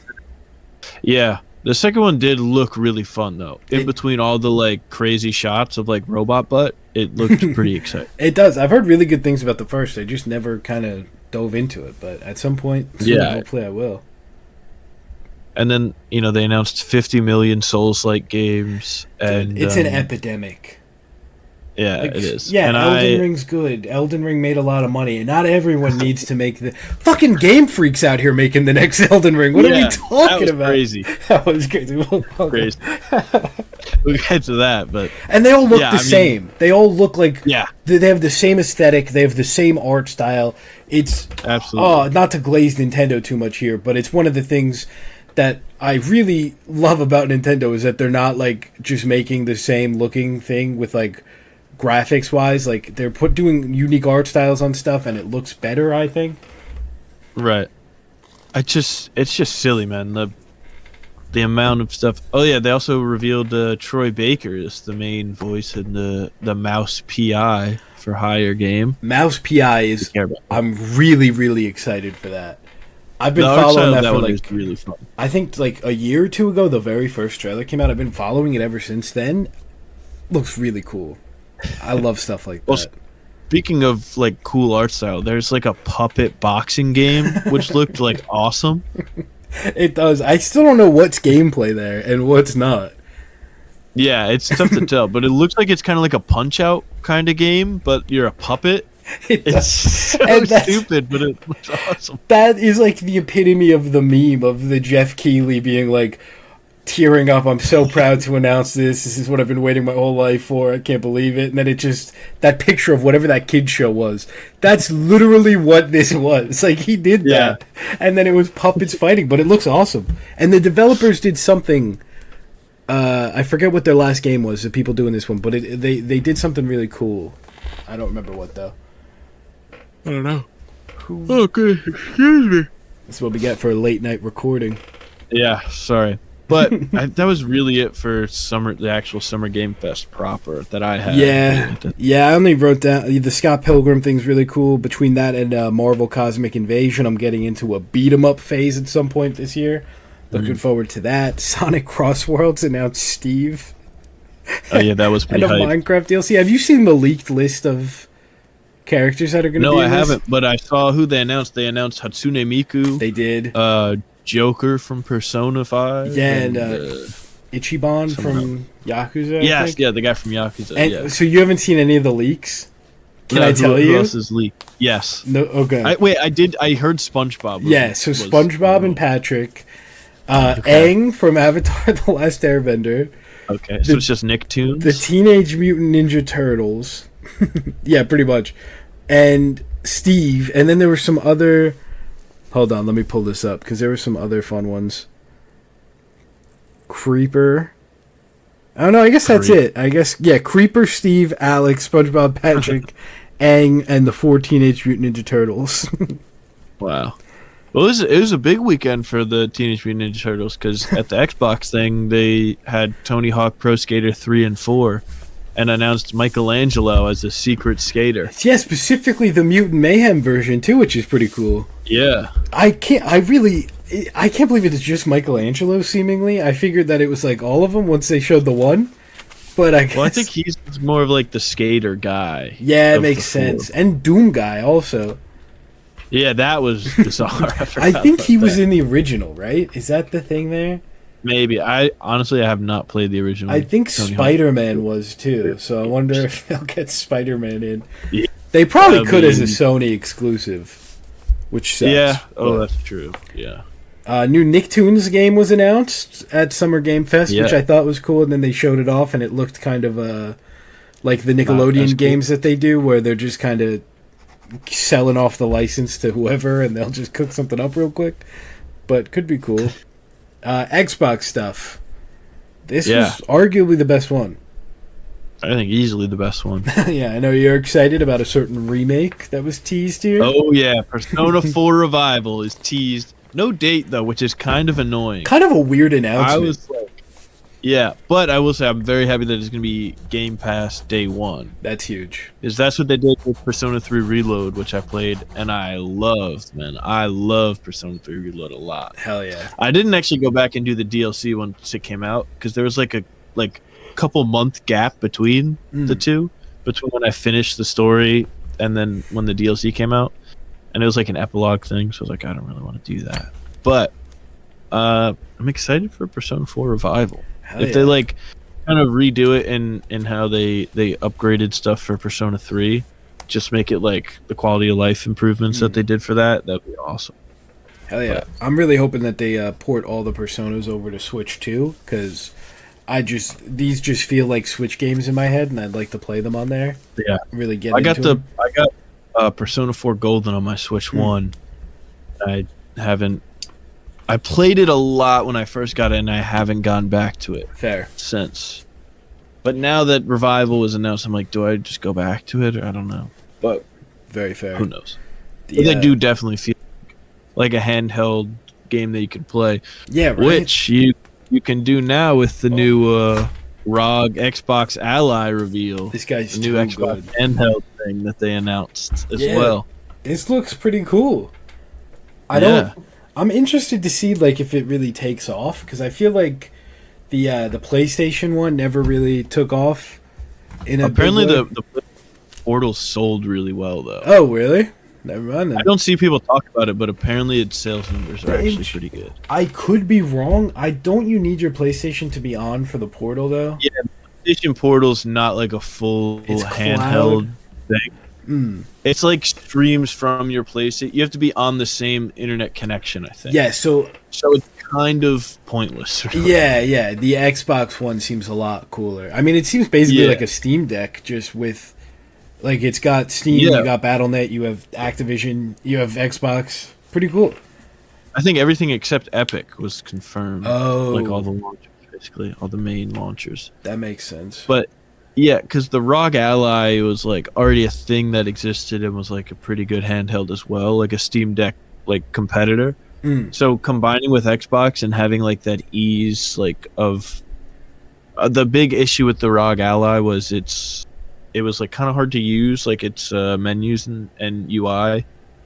So with the Xbox like interface and stuff in there, it should solve that kind of. So I'm sure these are going to be like crazy expensive. I was going to say I'm interested in hearing about prices. If I was a betting man, I would say this is probably going to be more than like even the PS5 and Series X by for sure, around 700 maybe. They haven't revealed it, but the current ROG Ally system costs up to like $800. Oh wow! For the ROG Ally X, 700 might actually be lowballing it.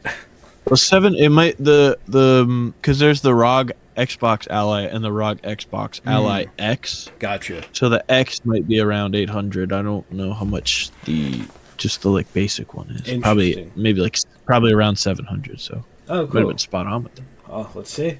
Yeah, this is cool. I'm honestly shocked that like after the Switch took off in such a huge way that like Microsoft and Sony didn't really jump on the whole.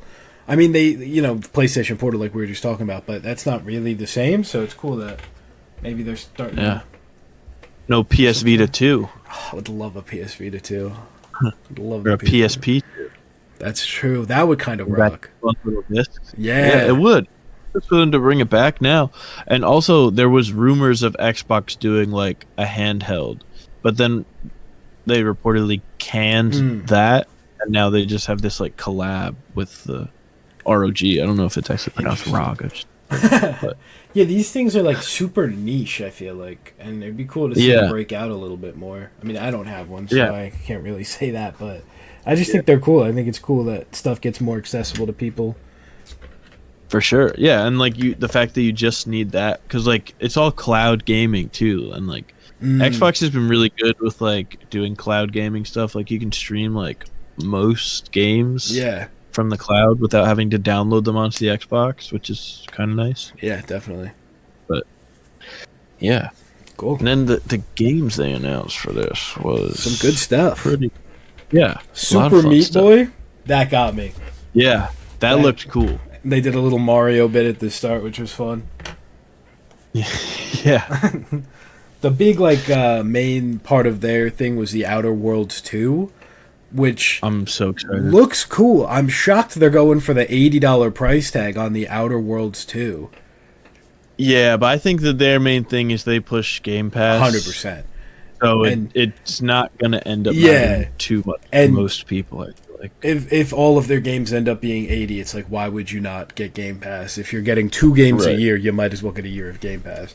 But I'm just shocked that they're like starting this with the Outer Worlds 2 and not like a Halo or like one of the big ones. Like, I do wonder if this turns people off. I don't know how big of a success. Obsidian is kind of like one of their bigger studios that they have now, which, by the way, after this, we found out Obsidian is releasing 3 games this year. Yeah, that is crazy. Because they had Avowed at the beginning of the year, which I only just did the tutorial like 2 days ago. I heard it was pretty good.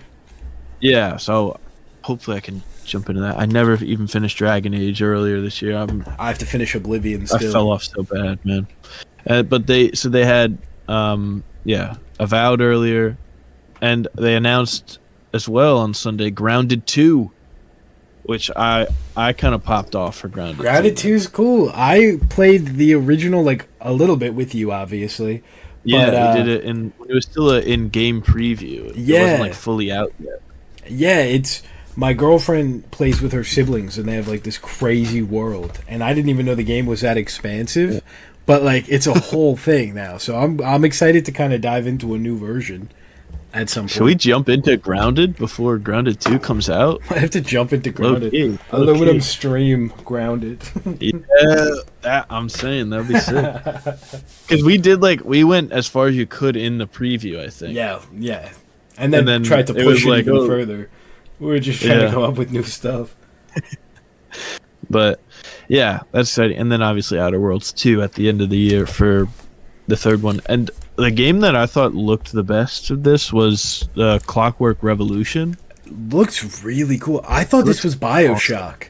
So I was like about to like soy face. I was like, oh my god, new BioShock. And the whole time, up until the title reveal at the very end, I was like, new BioShock 4, here we go.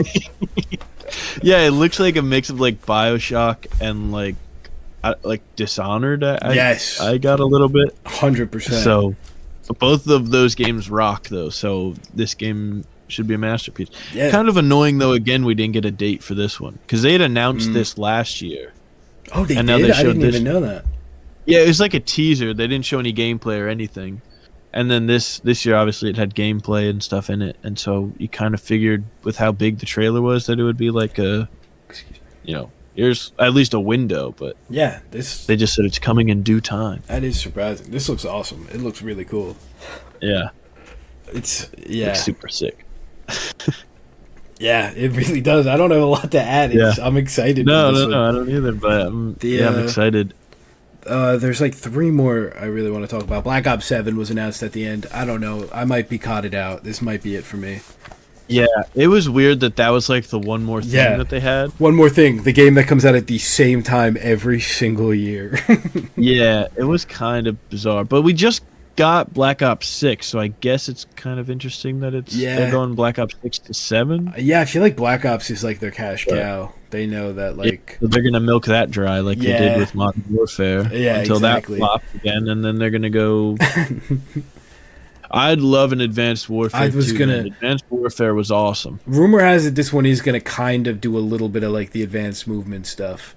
Bring back the exosuits, bring back the supply drops. Yeah, if they do the double jump, like Black Ops 3 is my favorite Call of Duty ever. I love that thing. I think most of the time your favorite Call of Duty is just whatever you played the most growing the first up. One that you played, just like whatever you really got into. So for me, that's Black Ops 3.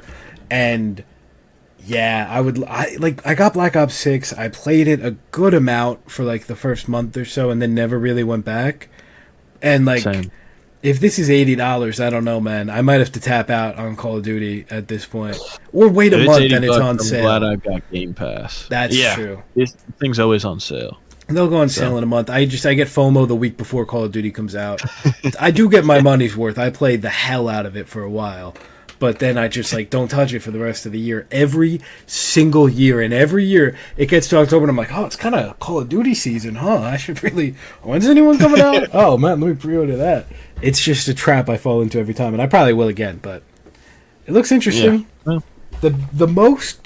The biggest what the fuck moment for me was Beast of Reincarnation. This is the Game Freak Soulsborne game.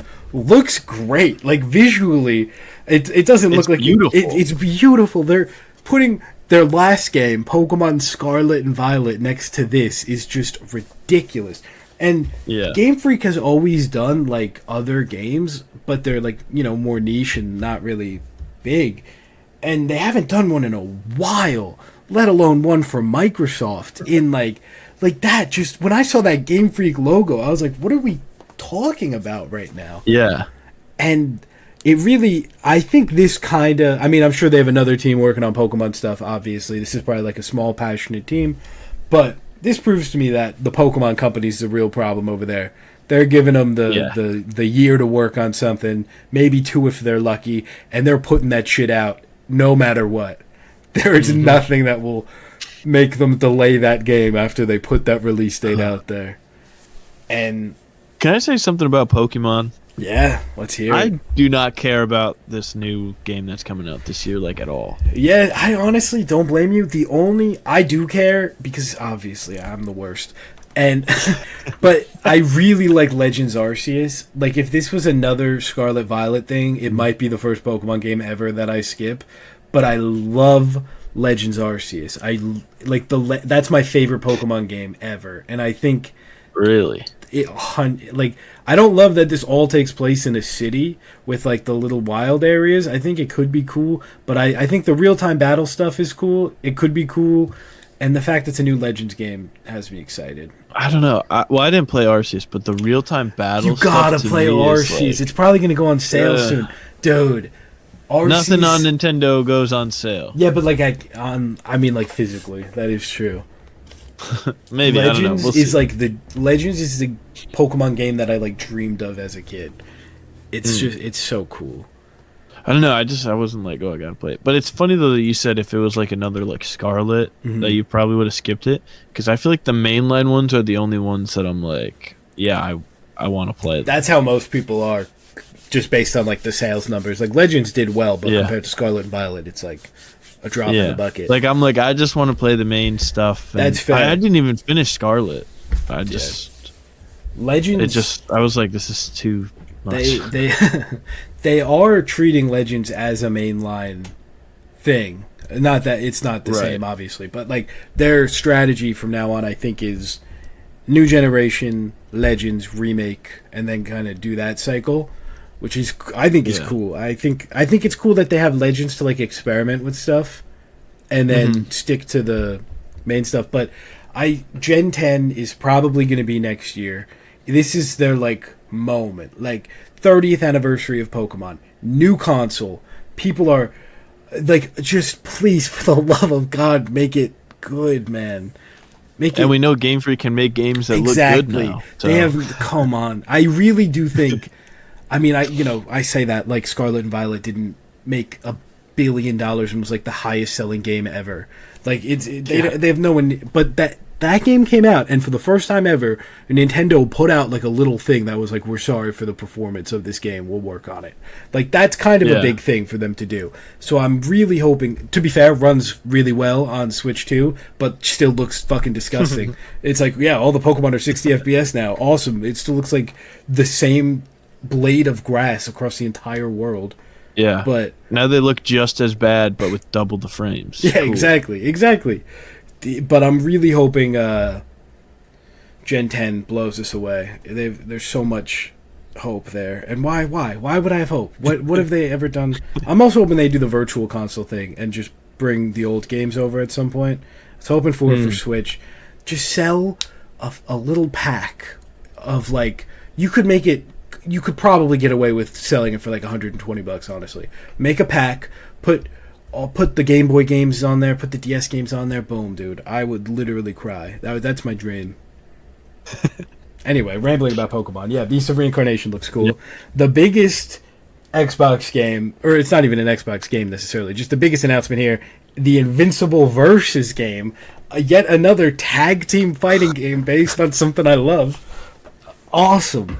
I do wonder, this one I am a little more worried about than I am the Marvel one. Like, I feel like this is definitely like a game that can be hyped up for a week and then kind of, fall by the wayside. And I think a lot of the characters, at least in the trailer and just in the Invincible world in general, are all, Viltrumites. They're all just Supermen. So I don't know how you make the movesets interesting enough, but, one of them has the hair thing going on. And then you have other characters like Adam Eve, who looks really cool. So I think they can differentiate everybody enough. Yeah. Well, it was interesting because I was watching this after. I wasn't able to watch it live. So I was watching through this, and then this game popped up. And my girlfriend, who does not watch Invincible, is like, oh, that game looks kind of fun. Oh, hell yeah. So I was like, all right, maybe this will be the one fighting game that I play. Dude, that would be awesome. So we'll see. I'm gonna main Rexplode and hell yeah. I have high hopes for this. They have a really good YouTube fighting game people like Maximilian Dude and other people like working on this as like correspondents to make sure it's like correspondence. That's not the right word. As like what's the word? People that like advise. Consultants. Thank you. Correspondents. They're on the scene now. So yeah, I think this could be really cool, and I like the art style a lot. I hope it sticks around. Heck yeah. I don't have anything else to say for me neither. For Summer Game Fest. I'm ready to draft. Finally get to the draft. 2 hours in. An hour and a half in. Yeah. Oh man! We keep doing this. We're like, I don't know if we'll have enough to talk about. Maybe we should just add a draft, and then we add a draft, and then we're like an hour and a half into it. And this week we spent like 15 minutes on movies. Like I don't even know what. This is a big video game week. It is. The name of the episode's gonna be like video game extravaganza or something probably. Yeah. Oh yeah, I don't know if I said I also played the Switch 2 this week. Oh, hell yeah! I mentioned that after Phoneican Scheme. Because we saw Phoneican Scheme with Ryan this weekend. Shout out to Ryan. Shout out. You got, obviously, your extra Switch too. Hell yeah. Yeah. And so we went over to his house after and played some Mario Kart for a couple hours. It was a fun time, man. Hell yeah. I was crushing it. You think I did way better than I thought I would because I suck at Mario Kart Wii. I'm garbage. But Thursday, I played so much Mario Kart Online. I was like, oh my god, I'm like a god at this game. Like I don't know what happened. I'm so good at Mario Kart World all of a sudden. Friday, everyone else in the world got their Switches. Oh my god, I am getting pulverized out there. It's so brutal. Yeah. But you see yourself getting a Switch anytime in the next year or so? I was actually just thinking about this today. I don't think so. Because Mario Kart probably is the game I'd play. I don't know if I'd play Donkey Kong enough. And like I said, I'm not super into Pokemon Za. Which would be I could also Switch. Get that on the Switch 1 if I really want it. But I'm probably going to wait on the Switch 2, which is what I did for the Switch 1. I didn't get that till 2020. Yeah, there really isn't like a... I mean, if you like Mario Kart and Donkey Kong, obviously. But like, there's not that like big push yet. I think it'll probably be within the next year or so that it's like right. And like most if the stuff next will be mainline on Switch. Pokemon is Switch 2 exclusive, then that's when I'm breaking. Yeah, that'll probably be like next year. I do think or like the next Animal Crossing. I was gonna say everyone thinks there's this huge secret Nintendo game hiding that's coming out this holiday because they always do a big holiday game to kind of get kids want to switch in the new game. Yeah, and everyone thinks there's this big secret one, and everyone's trying to figure out what it is. Personally, I don't know if there is a big secret one. I think it might just be kind of like Mario Kart, Pokemon, Donkey Kong. Like, the idea being that, like, a kid gets a Switch and they have this backlog to play this time or something like that. Right. But if there is a big secret one, I do think it's a new Animal Crossing. I think it makes too much sense. I think did any game ever sell as many consoles as that game when COVID started?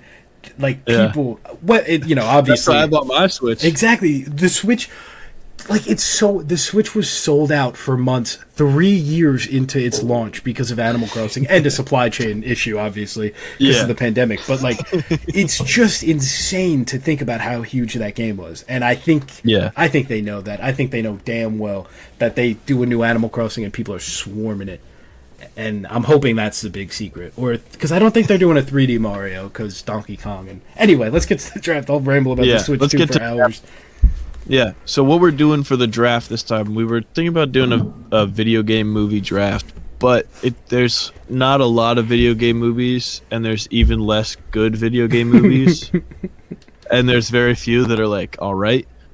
So we're instead going to be drafting, do we say, I don't know how many we said, 3 and 3? 3 and 3. I think we also each have a good amount of honorable.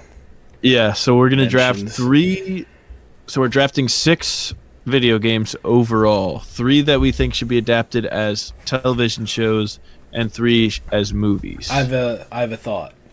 Feel free to shoot it down because we already planned this all out. 3 movie, 3 TV, 1 for either.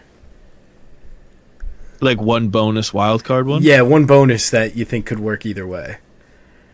Okay, yeah. So 7 total? That. Yeah. Because I've got one of that. Oh, man, which one do I think could work either way more than the others? Let's see. Okay, cool. Whipping out my pen, and so this is serious now. I wonder how many... For everyone out there listening, this is the most worried I've been that we're going to like pick the same thing during a draft. Normally when we draft, we kind of each have our own bubble of stuff we kind of go for, with like 1 or 2 overlapping. Here there's a lot. Yeah, there's a lot of crossover. So, and we also had the stipulation that if, like Minecraft, for example, Minecraft had a movie made of it, so you can't draft it for movie. You could draft it for a TV show. Though. Yes, which sucks because there's so many Minecraft movies that could be so much better. You want to go first? Should I flip the coin? Oh yeah, flick the famous Sprigatito coin. Yeah, Sprigatito. Do you want Sprigatito or Pokemon? I'll go Pokemon this time, even though I normally go Sprigatito. Pokemon! Let's go. Oh wait, no! You went Pokemon. Damn it! I got excited.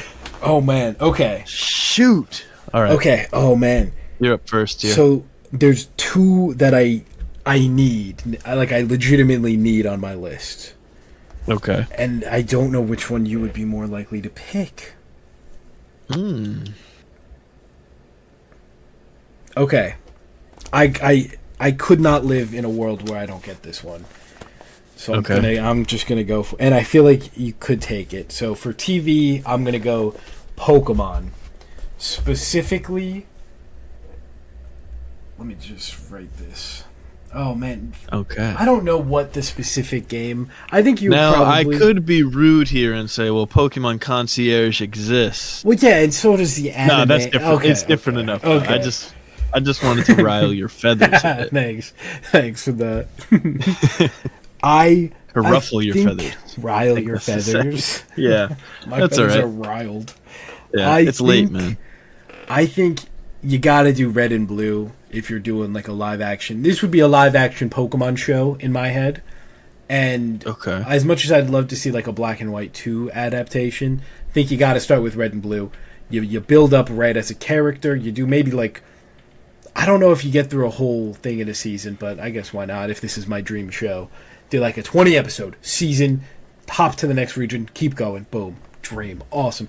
Netflix, to be fair to the world, before anyone leaves a comment, Netflix is working on a live action Pokemon thing, supposedly as of like 6 years ago, and there hasn't been any updates, so I don't think it counts.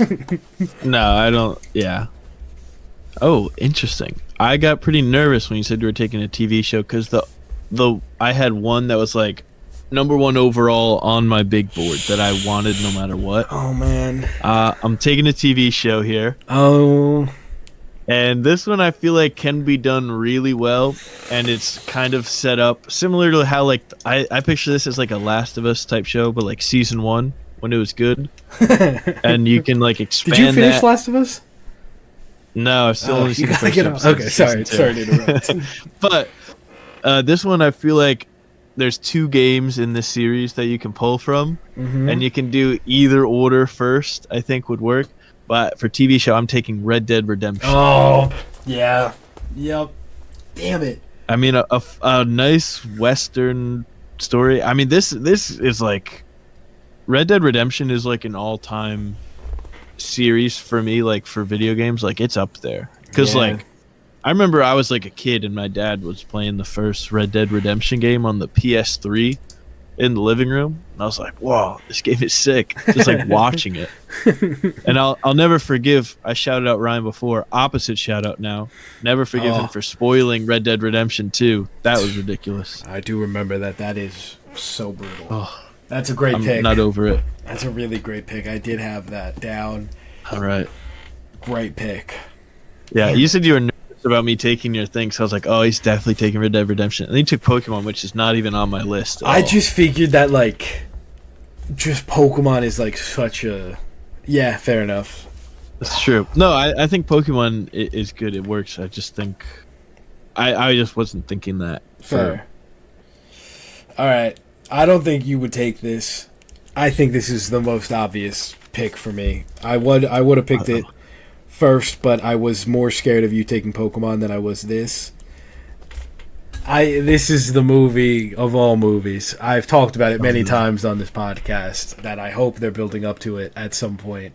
I'm going Super Smash Brothers, yep. baby. Come on. Okay. Come on. Be the greatest movie ever. All right. Interesting. I imagine it as, like, who cares, you know? Just, like, I don't actually picture, like, a Mario fighting Kirby. They all team up and fight some guy. That's it. That's perfect. Yeah. All right. I have a couple different options I can go here, but I don't actually think that you'll take the next one that I'm thinking of. Yeah, it's so like I'm just going mind to take games. the one that I want the most here. And in movie, I'm going to take Persona 3. Ooh, There's great an pick. anime of it, but I feel like That's that alright. is something that could get the live action treatment. Yeah, that's Because very that fair. story was good, and you can obviously trim it down to make it fit into one movie. That's a I'm good taking pick. Persona 3 as my movie.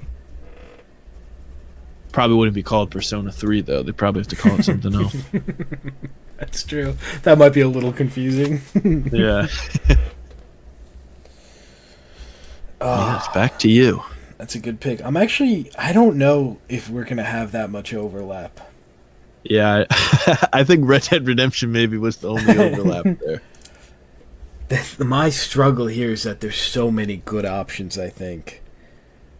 I actually think I do have one that maybe could cross over for you. Interesting. But I'm not sure if I'm even going to end up taking it, so. Okay. Dude, this is tough. We could do like 6 of these drafts. Yeah, we could do so many. We could just do this every year for SGF. Oh my we'll God, do it we again during could. Game Awards. We so could. Episode 70 something. Yeah. We'll do it twice a year. Oh, fuck, dude. This is so stupid if I pick what I'm thinking. Do You it. know what? No, I'm gonna go with I don't know how exactly you fully do this, but I know there's a way. There's a narrow path through. You can figure it out. Okay. They did a movie at one point a long time ago. Oh, I just realized I'm kind of picking a certain type of. Hold on. No, I guess I Taking said another that. Nintendo Yeah, project. I just realized I'm taking another Nintendo project. I'm doing a show, and I'm doing Animal Okay. Crossing. I think there's some fun stuff. A slice of life. Okay. A cheerful little animated, delightful Yeah. thing. No, Could work. Or maybe like a really super dramatic TV show like Horrors of Capitalism. That's That true. would be fun as well. That is true. I think we're not going to have any overlap because I don't think I have a single Nintendo property on my list. What? Because I I was have just so I was many. looking through my PlayStation Oh, for fair. the options because. That's But I'm gonna take another TV show here. I'm kind of going back and forth, and I'm gonna take Dragon Age, Yeah, I was not. specifically Inquisition, because I played the hell out of that game and I loved it. And I feel like that game could work as like a Game of Thrones style like fantasy show. I never played Dragon So. Age, but I know that game is like a. That's not the recent one, right? That's the one before that. No, that's the one from 2013 to 2014. Damn, I think 2014. But that game is a lot of fun. good pick. The new one is also kind of fun, but I just never finished it. It's more action than RPG, I'd say. Fair. That's a good pick. I can't pick another Nintendo. I mean, you can. I can, but like, come on. Okay. Oh, this is so hard. You know what? I'm not gonna pick another Nintendo. For my next movie. Wait, do I think that would work though? And you said you don't have any Nintendo, so there's no point in me taking a Nintendo if there's something else you might take. Just take Nintendo. Just let me take what I want to take. I almost feel like writing down a lot of options is actually worse. It's probably a bad thing to do. It probably makes it harder to pick. It makes it so hard. Because I have like over double what I need for both TVs and movies, so I'm kind of like, I don't know. All right, I'm taking there. fuck it. I'll be dumb. All right. For a movie, am I gonna hold on?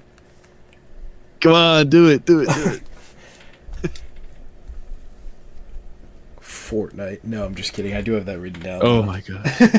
Roblox. I am new. Honestly, that's probably not long till we get a Roblox movie. It's not long. That announcement's coming. I just cracked myself up with that one. That was so dumb. Alright, so I gotta pick something. I am gonna go with movie, and I'm gonna go with...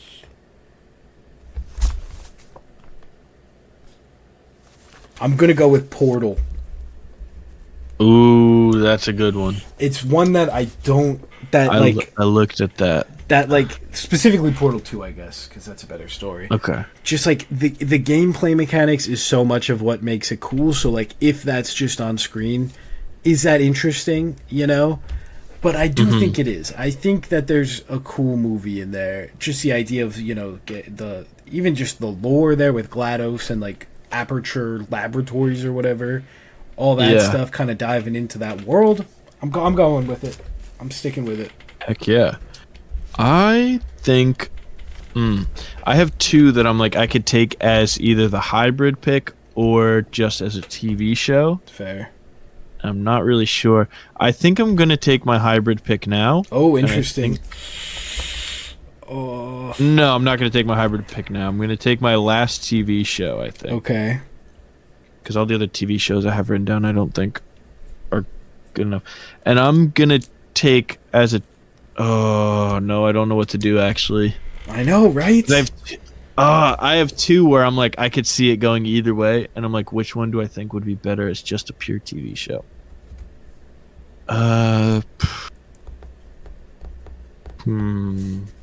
Actually, yeah, I'll take...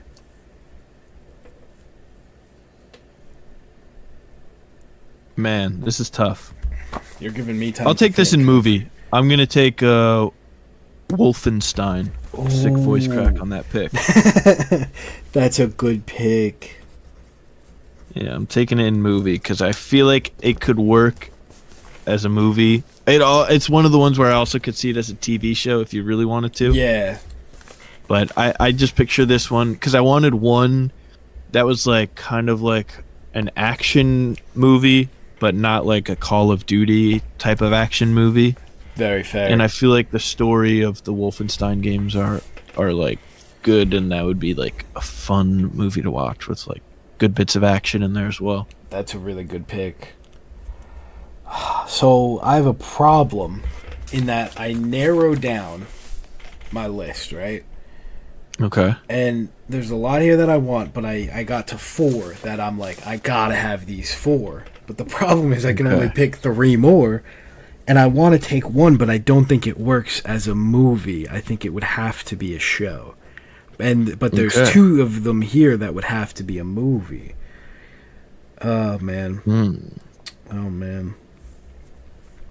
Okay. Yeah, having to plan out which one takes which spot is adds a an fun element. wrinkle. Yeah, definitely. Yeah. I'm gonna go show here actually.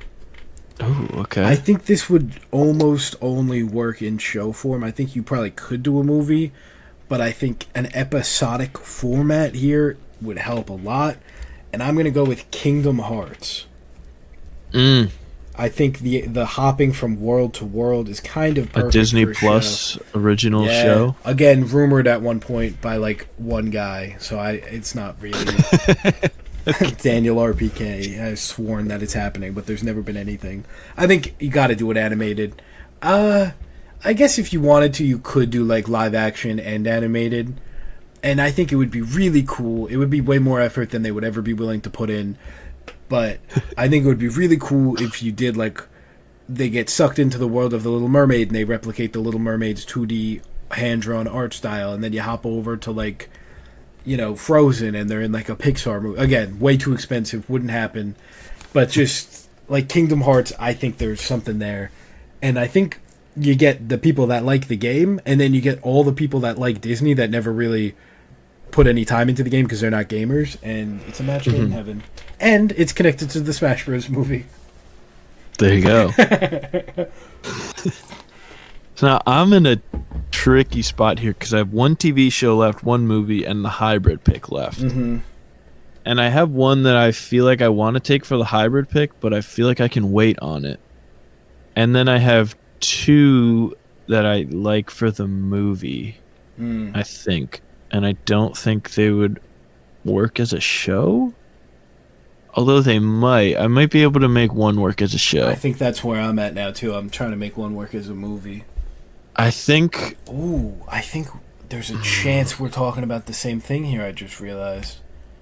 I hope not. I'm going to take this movie. We talked about it a little bit, or I talked about it. I brought it up earlier. I'm going to take it as a movie. I think it can be a fun kind of thriller with some action in there as well, but I think more of a thriller, and I'm going to take Dishonored as my last movie. That's an interesting pick.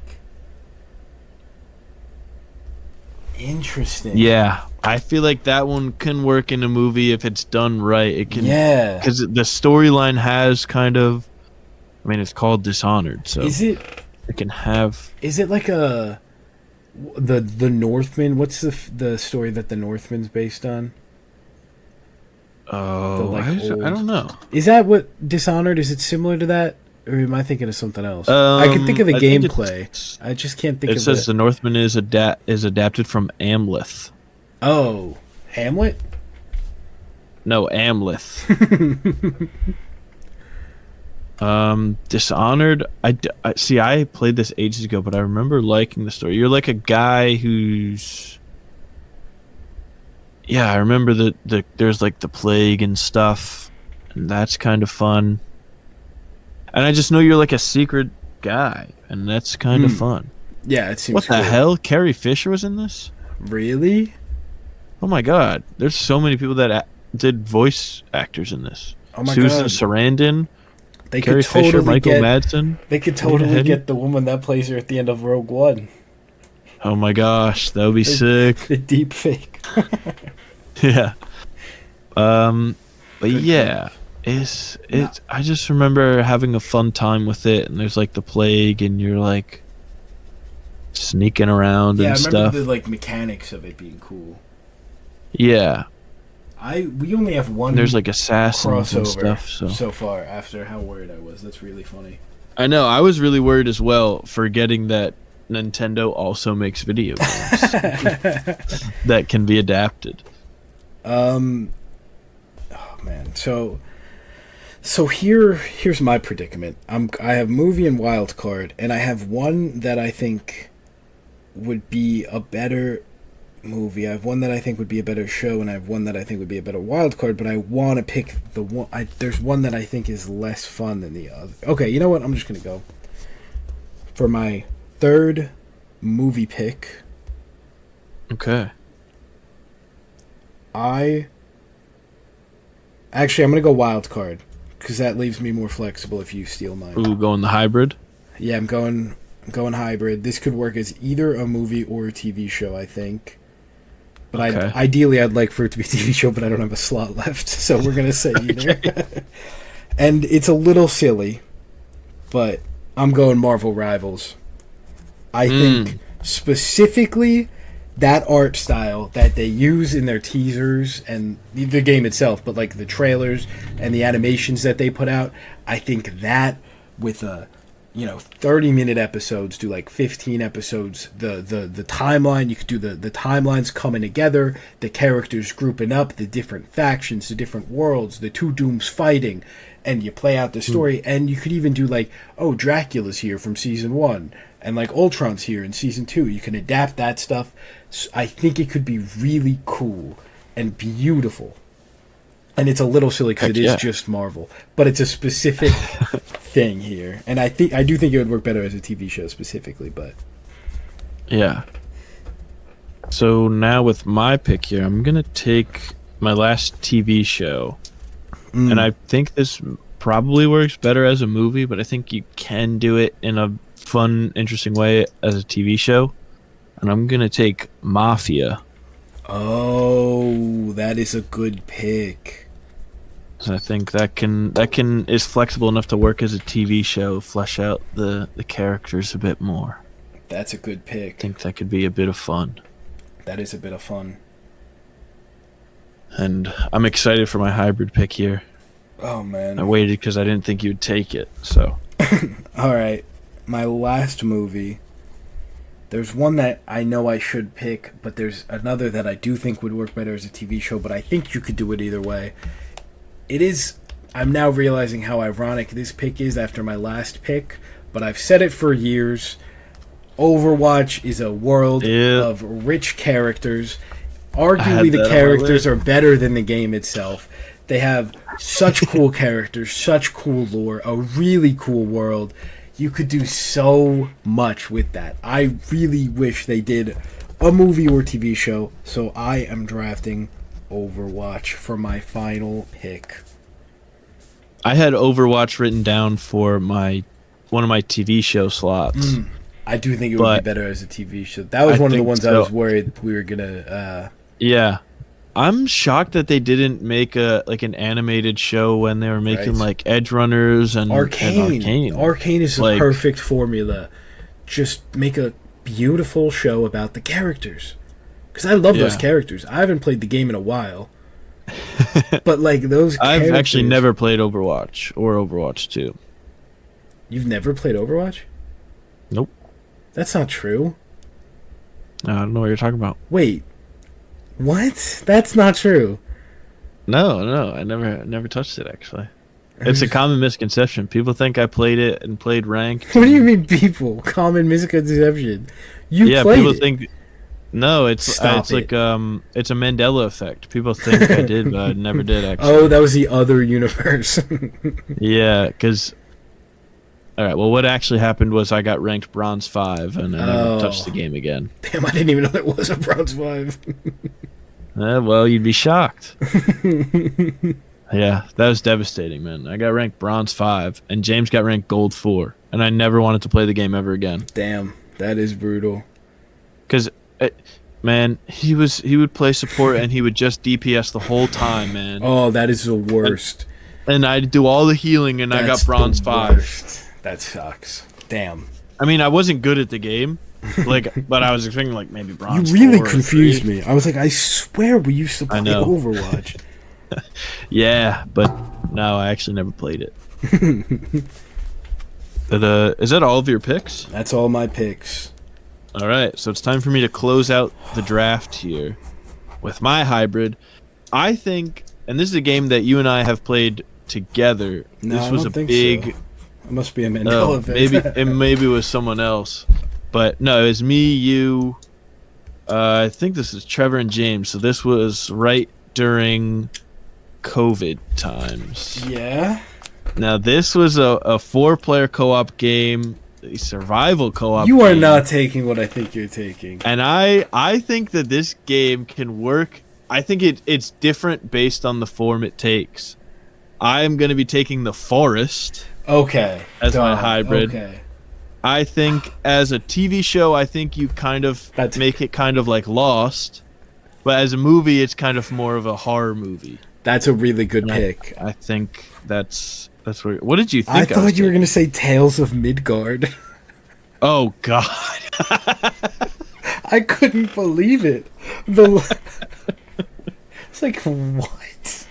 Really? Oh, Forest is. I don't even pick. remember anything about that game. Yeah, I had a lot of fun when we played the Forest, and I saw it in my library on my PlayStation. And I was like, oh, that could kind of, it's kind of similar to Lost, plane crash on a mysterious island, but it's not like, it's obviously would end differently. There would be stuff.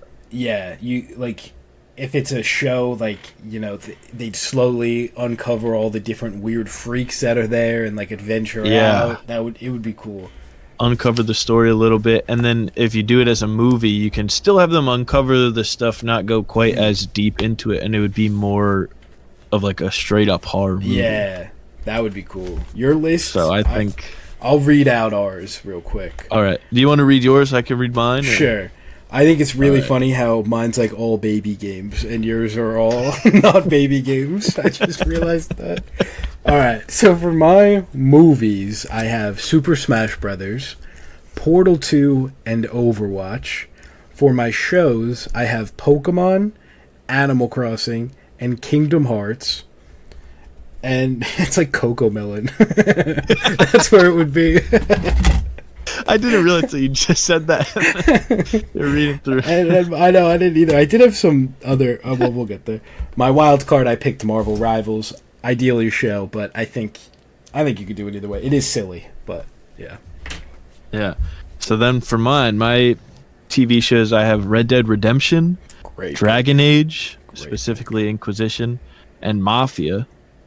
And then for the movies, I have Persona 3, Wolfenstein, and Dishonored. And then for my hybrid, either TV or movie, I picked The Forest. You might win this one.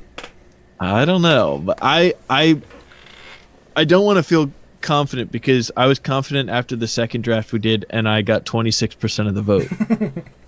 So you never know. You never know. But you have like Smash and like you have like big IP. Like I don't even know how many people are gonna know what The Forest is. I have big IP, but I'm appealing to all the same group. It's like Smash Bros are the same people. Like you kind of got like a grown up appeal. But Emmett, this is a poll that's going to be taking place on your Instagram. And I have Marvel Rivals.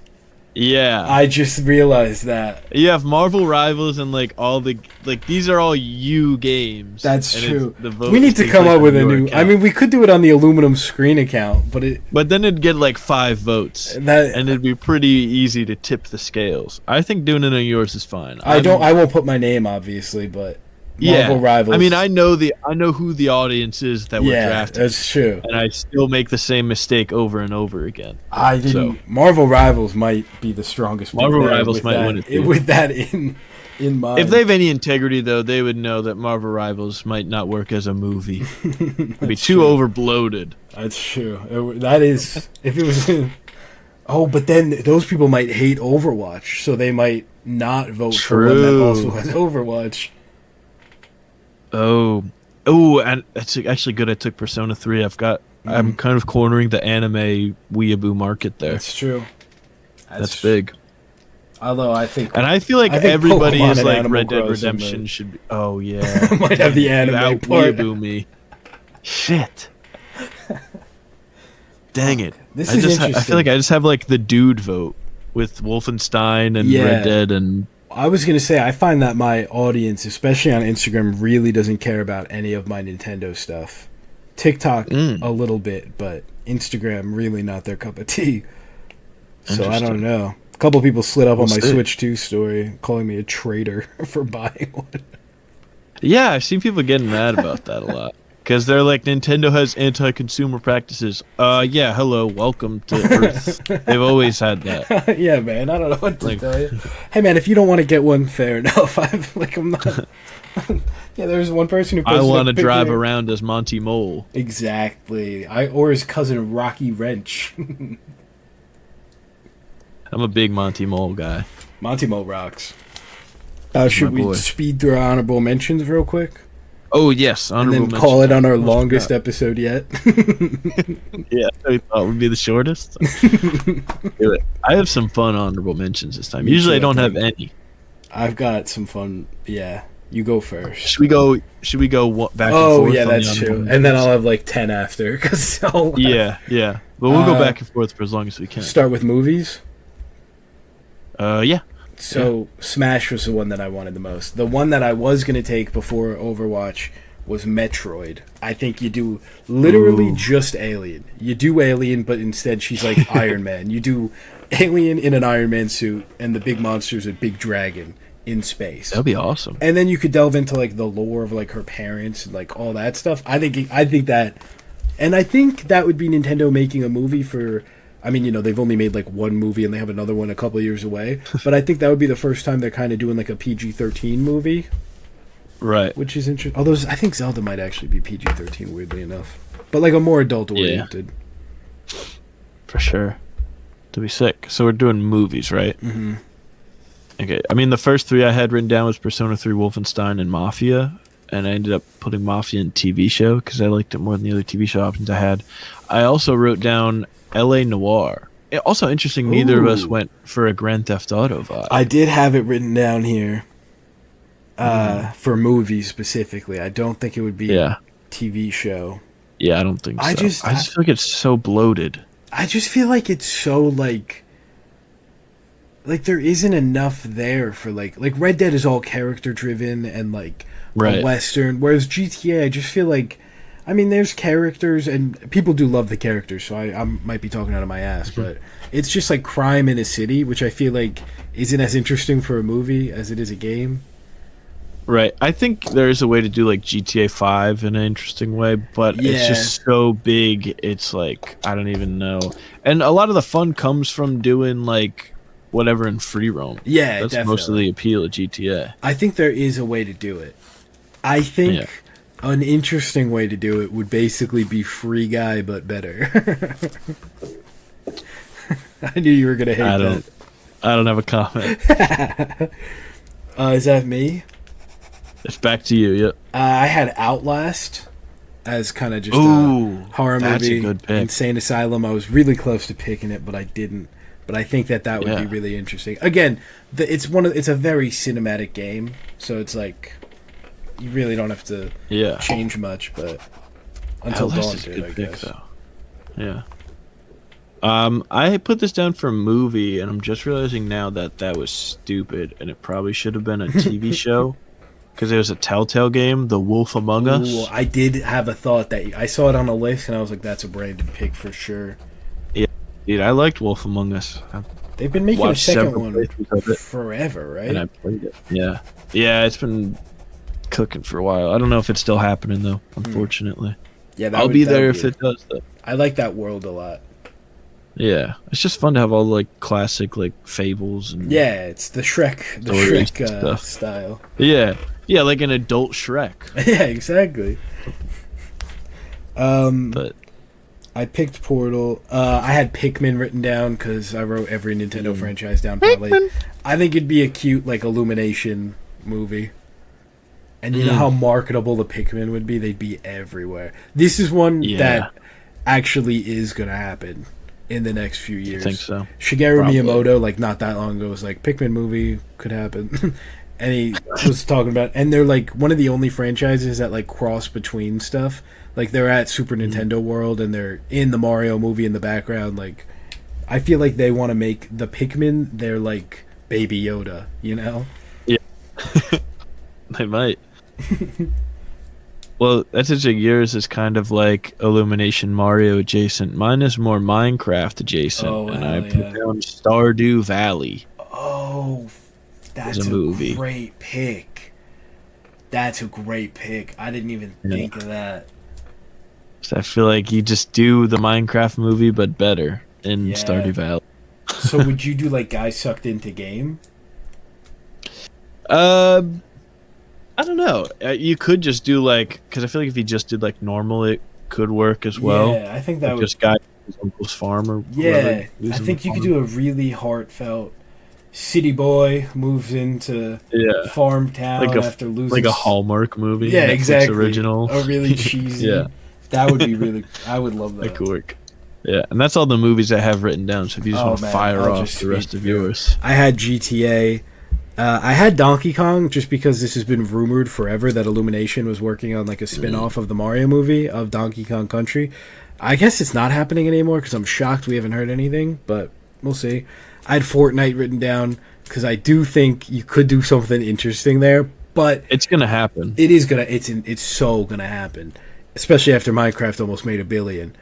But I do think the most interesting way to do this is if you somehow got all these companies on board to use their characters and treat it seriously like the comics do, like the official Fortnite comics. Like you have Batman and he's in this world and Catwoman's. I think that's the interesting way to do it. I have Astrobot, again, kid movie, just kind of cute little thing. Dead by Daylight I think would be really good. Again, you'd have to get these companies to play ball, but even if you didn't, the lore is really interesting of these characters getting sucked into this world, being hunted. The movie Stray, which I realized is pretty much Flow, but just in a city. So I didn't end up going with that. I had The Forest. I had It Takes Two, which I Wait, you wrote down The Forest also? I did write down The Forest. Wow, I was so confident that you just forgot that game existed that I waited the whole time to take it. I wrote down It Takes Two. I think you could do movie or TV show. Returnal, which is a PS5 game from a few years ago.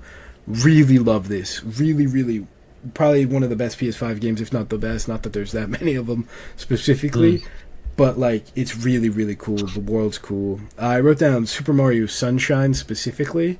Kind of cheating. Wow, hot take. I love Sunshine. And then I did Kirby as another Illumination kind of. Oh, a Kirby movie would rock. Kirby. That's another one that I feel is inevitable. Yeah. I feel like Kirby's kind of breached the mainstream, even for people that haven't played the game. Well, after Kirby Air Ride sells a Kirbillion copies, it's going to happen. So true. So true. All right. That's all the movies you have? That was all my movies. Just a few. All right. Do you want to start off TV shows? I feel like you probably still have more than me. Sure. I only have 3 left because Oh, Overwatch already was taken. So 9 or so. And Animal Crossing, Kingdom Hearts, and then I did BioShock, which is in the works at Netflix. Again, announced years ago, nothing since. Yeah. But such a cool world, such a cool story. A lot of potential there, I think. Yeah, that'd be fun. And then I wrote down Injustice because I feel like that could be fun if they did a DC show of it. I can't believe I didn't think of that. I know. I thought when I said I think that there's one that we maybe have crossover on, I thought Injustice you maybe wrote down. That's so funny. You're the fighting game and comic book guy. Fuck, dude, that's a good pick. But that's a really. So I feel like you can't do a movie because then they do an animated movie and it didn't really work because it's a lot to set up and do and. Yeah, and they did it bad. Yeah, it was just bad. I feel like give it a TV show enough time to. Definitely. This would have to be animated. I don't think it would work in live action as a TV show, but I think an animated, show would work for Injustice. Dude, that would be awesome. I had Red Dead 2, which you picked, and then I had Pokemon. My next new one was Star Fox. Again, another Nintendo. I think this would probably. I thought you were going to say Starfield for a second. Oh, I wouldn't. You hate Starfield. I bought a whole Xbox for that, and I played it for an hour, and I was like, I can't do this. This isn't happening. Star you never Fox, beat it? Dude, I never beat No, I didn't beat it. I played it 3 hours maybe. I couldn't do it. I think I started playing Fallout 3. I think I was like, I'm just gonna play Fallout instead. Oh my gosh, aluminum stream of you playing through and beating Starfield. No. What's the sub goal to hit for a Starfield stream? The sub goal of you playing Starfield. To completion. I don't think there's any world where I could do that. Damn it! I'd rather do like a sub goal of me running naked through the streets.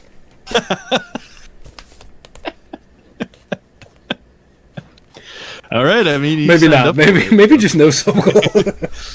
Yeah, fair enough. Yeah, Star Fox would be cool. Yeah, sorry, it took us on a bit off track there. This next TV show I had is interesting. I don't know if you remember this game. This was I don't know if it was a PS5 launch game or it came out right around the time the PS5 came out. This is I feel like this would be a fun like maybe kids show. Bug Snacks. Oh, I forgot about Bug Snacks. That's a good pick. It's It's a like a cute little Viva game. Pinata kind of thing, and that was a show. Yeah. So That's a I fun took pick. Bug Snacks. That's a really fun pick. And yeah. I didn't really have much else that wasn't said. I had Overwatch, Marvel Rivals, It Takes Two, which I also had for movie. And then I had Marvel Midnight Suns, which is just a cool story, cool little world. And then I had, well, yeah. No, go ahead. I only have one That was left. pretty much it. And I just had other, like, stuff that, like Luigi's Mansion and, yeah, just all that stuff. Okay. That's pretty much The last thing I had written down, I had it as a show. I don't know. I don't think that this would work in like anything at all. But if he did, maybe it should have been a movie instead. I think it only works as a video game though. I wrote down the game Super Hot. I thought of Super Hot. That's so funny. Yeah, where time only moves when the Dude. main character moves. That game rocks. I think I remember is fun. beating it at your house one time. I think so. That yeah, game's because the really first one fun. is very short. Yeah, I got a couple years back. I impulsively one day was like, I gotta get VR, and I got one that I barely used. But the one thing I did with it was play through Super Hot, and that's like one of my most fun gaming experiences ever. I don't know how you do a show or a movie, but I don't know how it works at all, but I just thought that game had such a fun concept that Yeah. if there was a way to figure it out, that could be fun. that would be awesome. Like that, just the challenge of having to film that and where time stops when your character stops and only moves when Yeah. they move is like really fun. That would be awesome. But yeah, that's all I had written down. So Yeah, that's pretty much it for me. I mean, some like I guess the obvious thing that was left out because it's already happening is like all the Zelda stuff. I think you could do like Ocarina of Time, whole movie. You could do pretty much any of them and make them into a whole movie, but obviously couldn't Skyward mention Sword. Skyward Some would say the Sword. best Zelda game. That's true. Some would probably. Some is that the only Zelda game you've played? Yes. If/when you do get a Switch 2, you should go through Breath of the Wild and Tears of the Kingdom Yeah, I probably will, but in the future. I mean, I haven't even finished Skyward Sword on the Switch, so Gotta get to it. yeah. It's I'm working on it. All right. Yeah, I think that'll do it for our mega long episode. Yeah, I think it's for our some reason. longest yet. Hopefully, it'll be up at the normal time. Yeah, good thing that we were like, this will be a quick one. Real quick, yeah. Foolish, man, foolish. But yeah, I guess. Oh, we gotta plug the like and subscribe. Oh, of course. Yeah, Hit that subscribe button because once we hit that sub goal, Emmett will be doing a full playthrough of Starfield. Yeah, for sure. Oh man, I Emmett, that would be so fun, man. oh man. We could play it together. You don't even have to play all of it. Starfield. I can play some of it. Starfield. Nah, that's alright. You don't have to do. You don't have to. I'm surprised neither of us said Skyrim. Actually, now that I'm thinking about it. I took Dragon Age for my fantasy thing. I That's didn't want to fair. overload it on fantasy. Yeah, it would be a I mean, shame to get too the much lore of of- one kind of vibe. Yeah, true. But yeah, follow on Spotify. Yeah, follow TikTok as well. Oh, See yeah? our newest clips. Brandon has been hard at work. We've got a couple up now. Not hard at They've work. actually done pretty well. People like the clips.